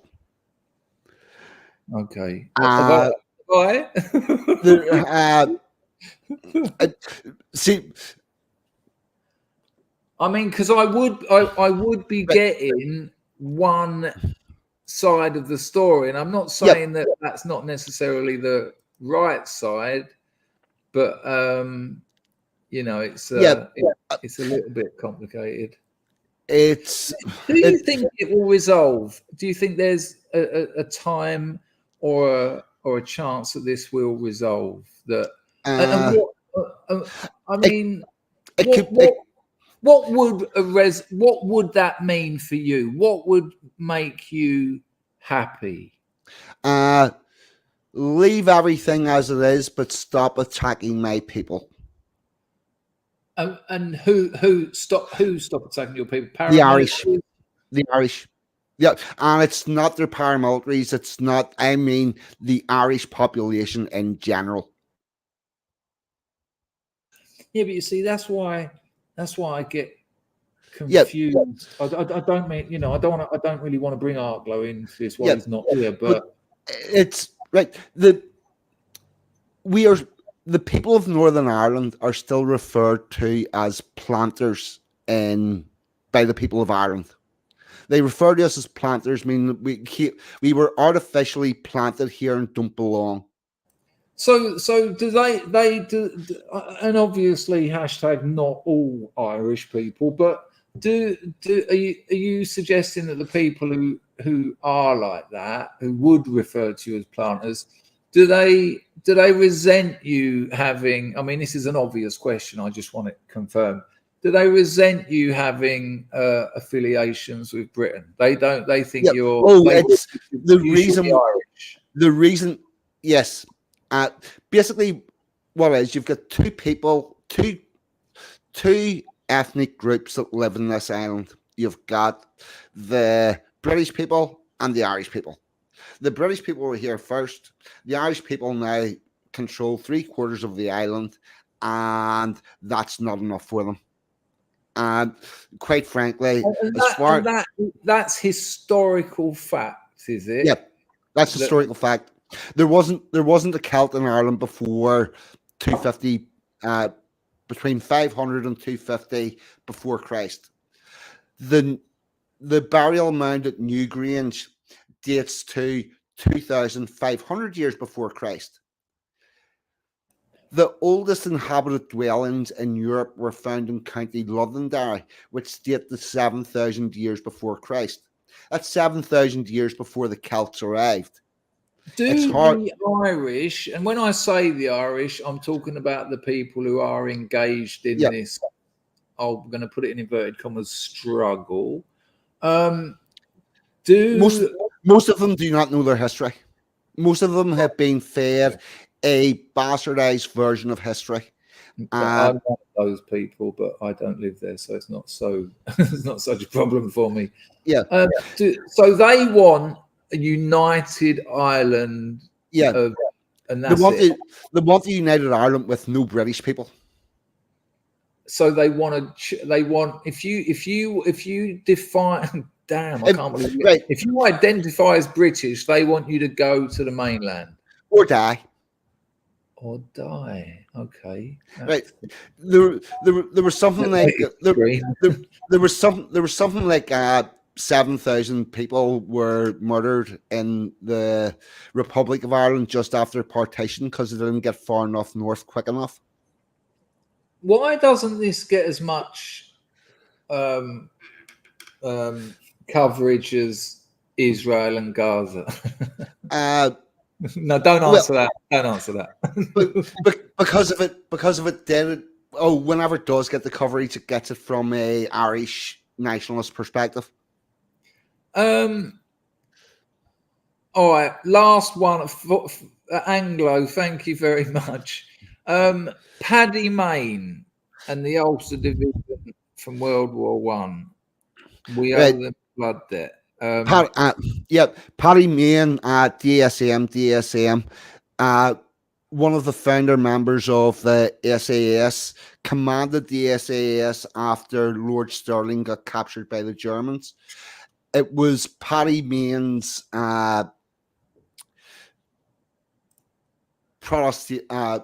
it was after World War II, they were going to do away with the SAS. It was Paddy Mayne went to the high up officers and politicians and argued to get the SAS kept. He was some of the stuff that Paddy Mayne did, they drove their jeeps, the Pink Panthers with the big machine guns in the back of them, through a German airfield out in the desert, and waited for 20 minutes, and then came back and did it again. Paddy was like, "They'll not expect us." Weren't they like one of the first special forces? Yeah. It was like, we're going to go behind enemy lines and conduct very risky, virtually suicide missions. And at the end of the war, it was like, okay, that's done. We don't need them. And they were like, because I do actually know a little bit about that, because I've got my weird obsession with the special forces. He was a lawyer, wasn't he? I'm sure he was a barrister or something. Paddy Mayne. I'm not sure. I know he played rugby for Ireland and the British Lions. And he also he died in a car crash whenever he was pissed out of his brains and hit a tree. And whenever the first responders turned up, they wouldn't attempt to take him out of the car for about 3 hours because they were afraid that he might possibly still be alive, and if he was alive, he was going to come out swinging. Here, it says it right here. This is interesting. As a solicitor myself, to coincide with Armistice Day, and this is from a while back, and the BBC's TV series Rogue Heroes, it seemed fitting to commemorate Lieutenant Colonel Robert Blair Paddy Mayne, DSO and 3 bars, Legion d'Honneur, Croix de Guerre, and indisputably the British legal profession's toughest ever solicitor. There you go. So there's a TV series about him. Mayne is played by Jack O'Connell. Wait, so that's interesting. I will look into that. 42 has there ever been any that you know of? Has there ever been any movies where they've cast an Ulster Brit as an Irish person, or vice versa? I don't off the top of my head. I don't think that is as that's not the problem. See, no, I get that. I just thought it would be. I tell you the film that. Well, I'll tell you what I do know. There is a photograph of Ali McCoist, who was Glasgow Rangers centre forward, absolute fucking legend. Yeah. There's a photo of him in a Celtic top from some TV program or something. That's about the most egregious of those I could think of. Okay. Amazing. Yeah, and the Ali is Ali's. He managed them, not Celtic. He managed Rangers, didn't he? No, I don't think he ever managed them, but no, he did. Yeah, he was their captain. He was their best goal scorer ever, and Ali wasn't just a Rangers player. Ali's also Ali page. Ali would be. He belongs with Rangers. No, look, Ali McCoy succeeded Smith as Rangers manager in 2011, but then they went into liquidation. Oh dear. So maybe he took the job on, but didn't have any work to do. Well, whenever they say went into liquidation, the Scottish government gave them a tax bill for, I don't know how much it was, but it was a really egregious amount. And that tax bill put them into administration. You're suggesting that was political? Oh, without a doubt, because here's the thing. See, about 5 years later, whenever the inquiry finished up, they found that actually, no, that tax bill that we did all this over was wrong, and they should never have been charged that amount of money. Well, I certainly hope that doesn't happen with Man City's 115 charges. Just lightening it up there, because my right, 42. You cost me 40 viewers. Sorry, that you didn't. Come on, it's the time of day. It's fucking. What's the time over there now? It's 10:02. There you go. It's Friday night. People have got things Yep. to do. Listen, let's have a little think. I'll have a little browse and see if I can find an interesting period that you might know about, and we'll get something done. I just going back to the films, the one, because I started getting used to this. I started getting used to watching these films, and they're these beautiful Irish landscapes, and they've got these beautiful accents and these lovely, what do they call the birds? Cohains or Collains or something? Collins. That's it. And then, like I said, the British just turn up and murder them all every time. Yeah. And I watched a movie with that geezer who played, what was it called? The recent TV show, the Irish fella with the big eyes that all the girls like. Good actor. Oh, come on, he was a gangster in the recent TV series. Well, Jimmy Dornan or something? No, what's it called? Jeff, are you? Oh, there you go. Nice. So people did enjoy it, and I did. I really did. That's why we've arranged to do another one. Yep. Peaky Blinders. That geezer. I don't know who he is. Well, anyway, I've never watched. I've never watched a minute of Peaky. He was in a film called The Wind That Blows the Barley or something like that, right? And another one, that's it, Cillian Murphy. Good call, Mark. Good call, Steve. Hello, Steve, by the way. Jeff nearly got it. Colin. Maybe it is. I don't know. But something or other. Don't mention Colleen Nolan, amazing. Now, that film was like the embodiment of all the problems I've had with that anti-British propaganda. You know, it was just shocking. I was like, oh, fucking hell, man. You know, I left there thinking, it's the scene from Peep Show. It's like, are we the bad guys? You know, it just kept every film I watch about Ireland. It's like, no, we're killing you now and raping your kids. I'm like, oh, again. Every fucking time. Thank you for coming on. Let's definitely sort it out. You know, it's going to take a while. Not because I don't want to do it, just because I am busy and I forget everything. But I would definitely like to. I'd like to do the origins. We will do this in our normal, time-honored, slow tradition. There you go. I'll see you in December. Yeah. Nice one, 42. Thanks for coming on. Brilliant. Thanks very much. Thank you. Bye. I tell you what, people, I do love it though. You know, I said the other day, yes, I had 2 degrees by the time I was 23. And what I know a fuck of a lot about. I would describe myself as an expert in postmodernism and French post-structuralism and psychoanalysis. But I started talking about this in the stream the other day. My general knowledge, like why didn't they teach me Latin at school? It seems ridiculous not to teach kids Latin.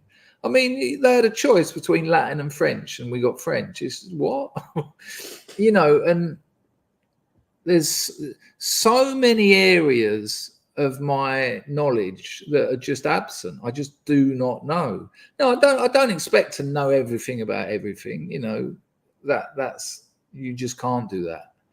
But I'll tell you, someone who always catches me out, weirdly, is Peter Hitchens. I see Peter Hitchens. He seems to know loads about everything. Now he might not be right, but he's got an opinion, and he gives dates and he gives examples of things that happened. I don't think I've ever seen him say I don't know anything about that, and it upsets me because, you know, I put my faith in a university education, 7 years of it. And although it was liberal arts, apart from my master's degree, when you study liberal arts, you don't actually study making art, because how do they teach you that? You all turn up and they say, you know, we're well beyond sculptures and paintings. They don't go in and go, okay, this is a color wheel. You know, making art now can be anything. Look at Damien Hirst. Look at Tracy Emmons. You know, it can be anything, and I'm all for that. You know, I'm all for that. So what you actually do is study literature, not literary fiction. I mean, you study the theory behind artistic movements and all that. But there's stuff that there's stuff that, how long was I at school for? So you join when you're like 5, is it, or 4? Let's say 5. So I've done 11 years at school. I learned fuck all at school. Trigonometry. But even then, they had like little books to do trigonometry. When I was at school, they had books. There were already calculators that existed that you could do trigonometry on. And they were like, you can't use them. And it was, even as kids, you're like, well, why are we using these out-of-date books? You know, I get the idea that maybe if you know how it works, you know, if you understand the fundamentals, then you can use the technology. But if you needed to understand the fundamentals, you'd be able to do that in reverse. You know, you'd do it on a calculator, and if your job involved measuring triangles, you'd probably know that. But you know, they taught me shit at school, and I am bitter about it. I try not to have resentments, and I touched on it the other day. You know, when I used to watch those BBC shows about those kids, like the Railway Children. Mummy, let's go into the garden and play. And I used to think, who are these people? I don't know where they come from. Are these people of the television? You know, because I just didn't know them. And I remember when I got to about 14 and getting out of Dartford. Well, I'd been going to Soho since I was 11, but meeting people outside of Dartford, and because Dartford's a weird place, like one side of it is the M25. It's like, you know, it's Greater London, but the other side of it, you've only got to drive a couple of miles, and it's like host houses and beautiful big manor houses and very nice schools. But I'd meet these 14-year-olds, and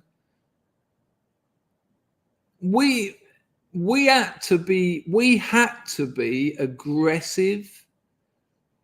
We had to be frightening. I know that sounds weird coming from me, because if we didn't, we had nothing. We had absolutely nothing, because we didn't know anything. And if you didn't, all we had on our side was being able to fight, was not being scared of someone who's calling it on. You'll be like, well, you know, you get one more chance, and then I'm gonna hurt you. And I'd meet these kids, and you know, you don't want to fight them, and they start talking to you, and they just know things, and I'd be like jealous. I'd be jealous of them, because I'd be listening to their conversations, and they'd be talking about history, and they'd be talking about language and things that they'd learned at that age. And I'd done 7 years higher education. That's not further education, it's higher education. How can you do 7 years higher education and not know so many things? You know, it worries me, and I'm gutted. I'm absolutely gutted, because you know, my days are taken up with work. You know, after this stream, it's now gone 4 o'clock in the morning. It is Friday, but I will be working tomorrow. But after this stream, I'm going to lift some weights, because if I don't, I won't have time to tomorrow. But I might have to try and learn Latin or something. There's some massive gaps I need to fill. I don't think you need to know. You can't know everything. I get that. I have spoken to people who I thought knew everything, and then Let me tell you something. This is a bit scratchy, actually. You'll like this. It's a bit gossipy. Hang on a minute. Anglo, thanks for those last million donations, by the way, and everyone else who's donated. And it's a shame Zeitgeist maybe missed the response to that, because that was very funny. But please, asking you not to is just like a red flag to a bull. But I've had people on this channel, right? Not scrubs, who I've asked to come on to talk about something they know about, and yeah, that's good. But it is still a conversation. You know, I didn't invite them on to talk at me. I invited them on to have a conversation so I could ask them questions, and you know, that, like a conversation. And there's been more than well, actually, I know exactly what I'm talking about, and there's 3 of them, and they all got shitty when I dared veer away from their specialist area into something that I knew something about. And it wasn't me like going, well, hang on a minute, I don't know about that, but it was related. It was, that's what you do in a conversation. You bring your knowledge to the party, and you can come at things from different angles. I think what's his name? Hal Foster, in his book Recoding, says it. It's quite interesting, actually. It might be a quote from Roland Barthes, actually, but it's in a book.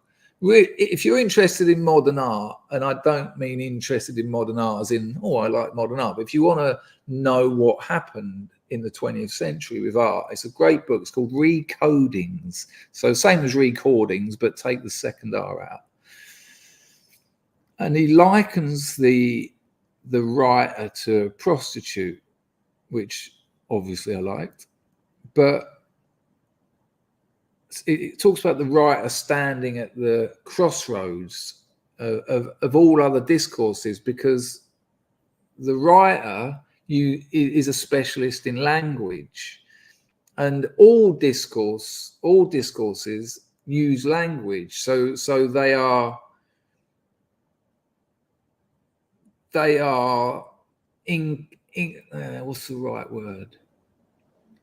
They have to deal with the implications of a language that is contradictory. Language is contradictory. I won't get into it. I've said it 1,000 times, but what it suggests it does, but it also does the opposite of that simultaneously.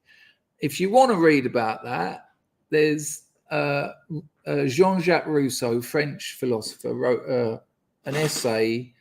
And it's called The Essay on the Origin of Languages. And then another French philosopher, and a lot of people would say he's not a philosopher, my man Derrida, done a reading of Rousseau's Essay on the Origin of Languages. And it's fantastic. It's heavy stuff. By that, I don't mean you've got to be a big brain. You've just got to spend time on it. That's all you need to do. It just takes time. You can't just sit. It's not like reading fiction where you can, But when I'd done that in these conversations and sort of thought, that's interesting, because if you think about how language works in that, and these guests, they didn't like it. They didn't like it. And one of them actually called it. One of them went, I didn't come on here to talk about that. And I didn't know what to say. I said, "Oh, sorry. Did you email me the list of topics we can discuss on my own channel?" It's mind blowing. I haven't spoken to him since. Someone else had a go at me for doing an impression of him. Haven't spoken to him since either, which is a real shame because I really liked him. Imagine that. He said, "Don't do that.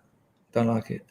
Now, it's understandable if you're offended or upset or hurt. But the problem is, once you do that to someone like me, you've put a limit in place. You've put a circle around our friendship. which puts me in a weird position because I don't like limits. I don't like boundaries. I like pushing them. 42. How many times have I taken the piss out of the way he talks? And I couldn't imagine in a million years him emailing. Well, he probably will now for the joke. I can't imagine him in a million years saying, "Can you stop taking the piss out of the way I talk?" It just wouldn't happen, and it means I come from a working class culture where to show that you respect someone, to show that you're a friend, that you're a friend, you can do that because you trust that you're a real friend. When you're being polite with people, when you're sort of treading on eggshells and being tactful, it's because you don't know them, and or they're a little bit oversensitive. And so that's not very encouraging to do anymore. Imagine you met someone, I don't know, you went to a dinner party. Do people still have dinner parties? Like, I've been to 2 in my whole life and regretted both of them. Fuck them both.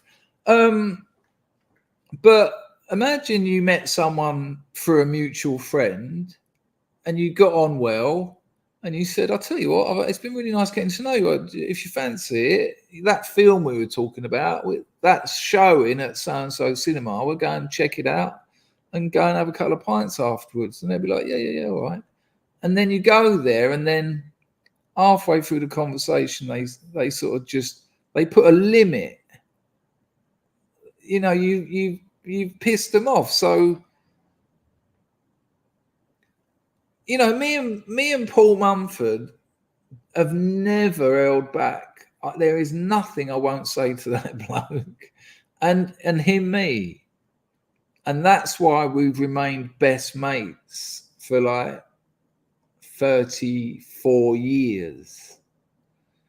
Because I know that he's, even if I do upset him, which I have, and he has as me, I'm not like, don't say things like that because it upsets me. I'll say, "That upset me, you cunt." And he'll say, "Why?" And we'll talk about it.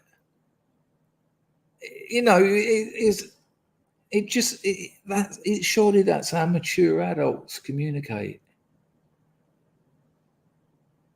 Not don't do that.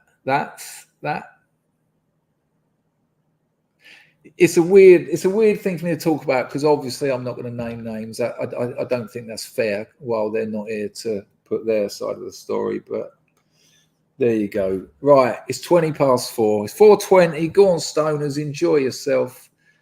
I'll get some music sorted. I know what I do. Oh.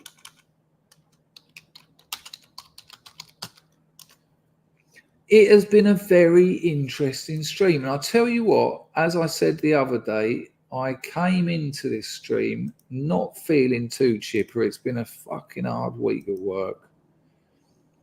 And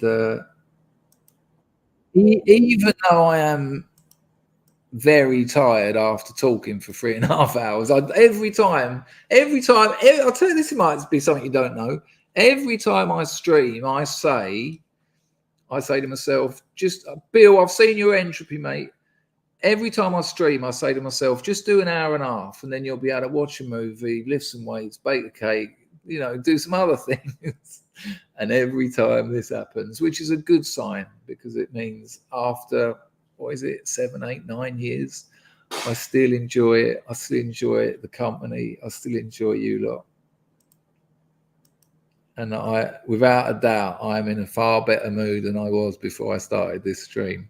I was sitting here earlier giving it all this, but without the smile, just thinking, what the fuck am I going to do?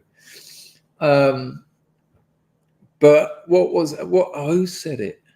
Steve Jobs, of all people. Steve Jobs, who I've got no time for. I think he was a liar and a fraud. Unpopular opinion. But when he got sick, when he got cancer, and I wouldn't wish that on anyone. We've had plenty of scrubs with that and get through it and all that. He said, I realised that all that celebrity and all that money wasn't worth a thing.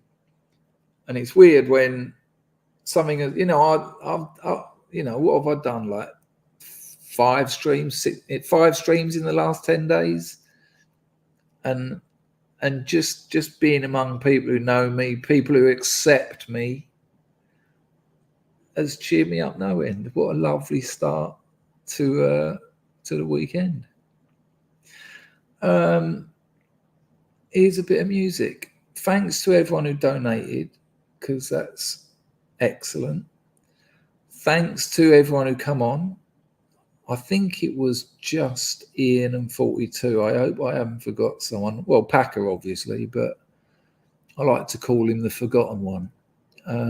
Thanks to Packer, obviously, of course. And thanks to all you lot.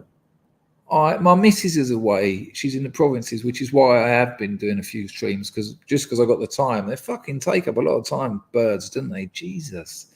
The amount of work and writing I'd get done if I didn't have a girlfriend. But I remember when I didn't have a girlfriend, I didn't get so much work and writing done because I was sitting there going, I've just fucked another 3 prostitutes. I will be putting your messages on the stream. Bill on Entropy said, Patriot Games 1987, Liam Neeson. Look it up. I think I've seen it, Bill, but I might watch it again. That might fit your requirements regarding the cast. Oh, I see. That might fit your requirement regarding the casting stroke faith conflict. Breakfast on Pluto. It's another link. He loves his links, does our Bill. It is The Guardian, though. All right, we'll give it a little go, Bill. I will do that for you. I don't know why Bill gets special treatment. He's so niggly. No sex, more energy. No, you got that around your neck, man. After I've had a good old sitting over with the missus, I'm fucking ready to take on the world. It might actually be her being away that's put me into a somewhat of a down mood. Anglo's dropped yet another $5 in. How are you cooking ribeyes without a barbecue or griddle pan, heathen? Because I have a barbecue. Well, my girlfriend does. She's got, it's like they all have them out here. It's like a bucket. It's not like a bucket. It's like fire bricks in the shape of a bucket. And she puts all the, like, what is it? Charcoal, steak on edge.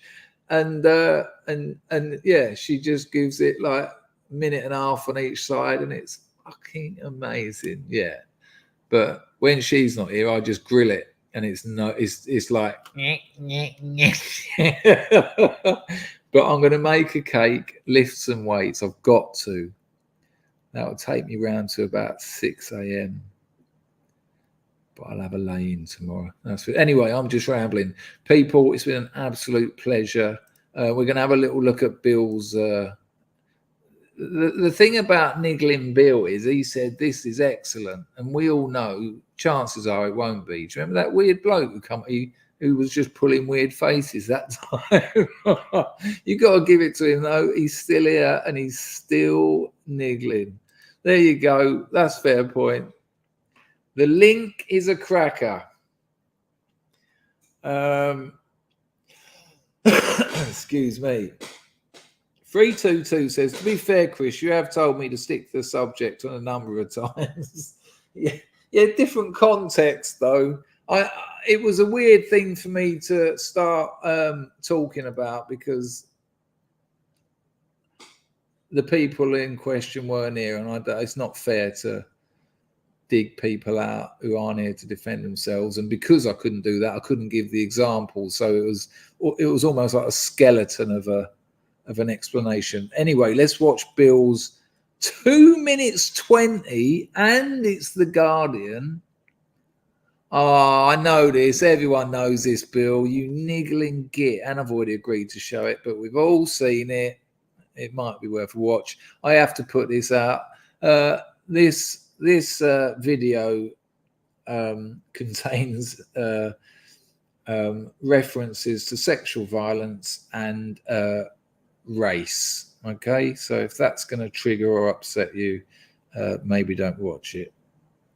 Very lightweight though, but you have to say that these days. Let me just make sure I've got the audio. I'm so tired. These weights I'm going to be lifting are going to be the flour, sugar, and the cake tin. Where are we going? Here we go. It is funny though, I have to say. I'll give you that, Bill. It's worth revisiting. I'll be going straight to the music after, and I'll be popping your comments on the screen. I'll come on after the comments, and we'll wish you all a good weekend and all that. Here we go. Bill's video.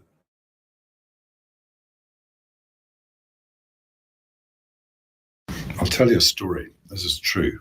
I'm not going to use any names, but I was away and I came back and she told me she had been raped, but she handled the situation of the rape in the most extraordinary way. But my immediate reaction was,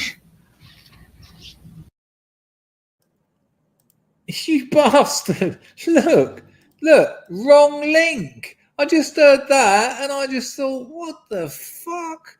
Yeah, man, I've got to delete this channel now, this video. The niggler, absolutely on point. You can amazing. Right, I love you, Bill. Don't you ever go changing. Listen, people, it is Friday. If you get one life, and that's enough if you make it count. Bless you all. This is Bally G, and it's Deep Water. See you later, MSN. Is that it? I can't even think anymore. Ta-da! Bill, where did he come from? Someone take him back.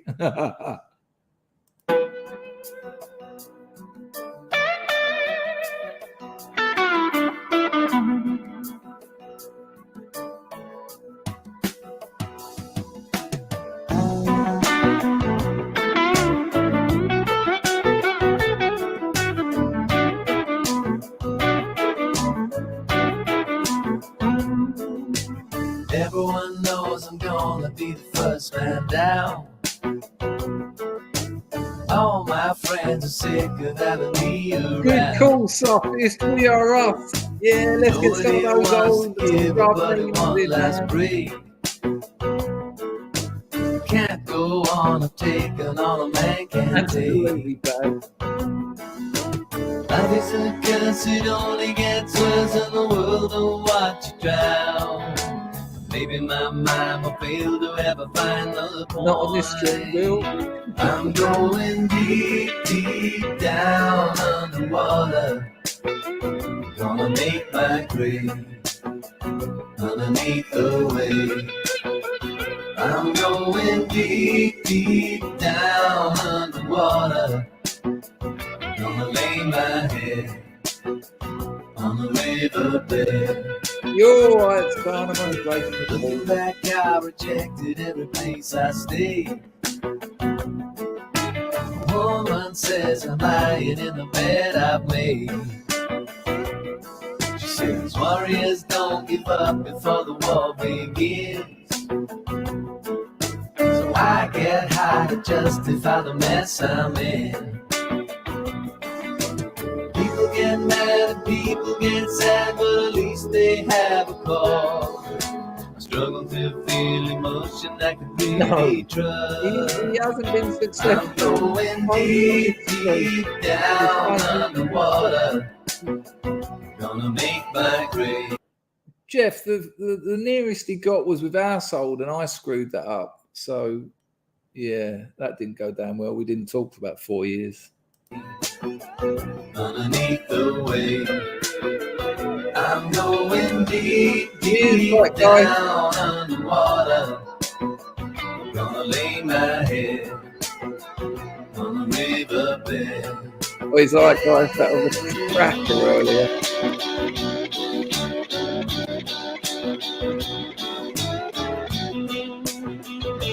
Hello, Lulu.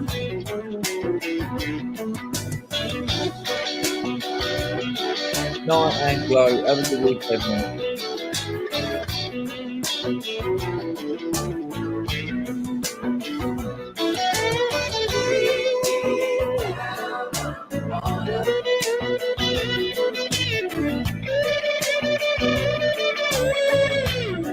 Oh, Linda, darling.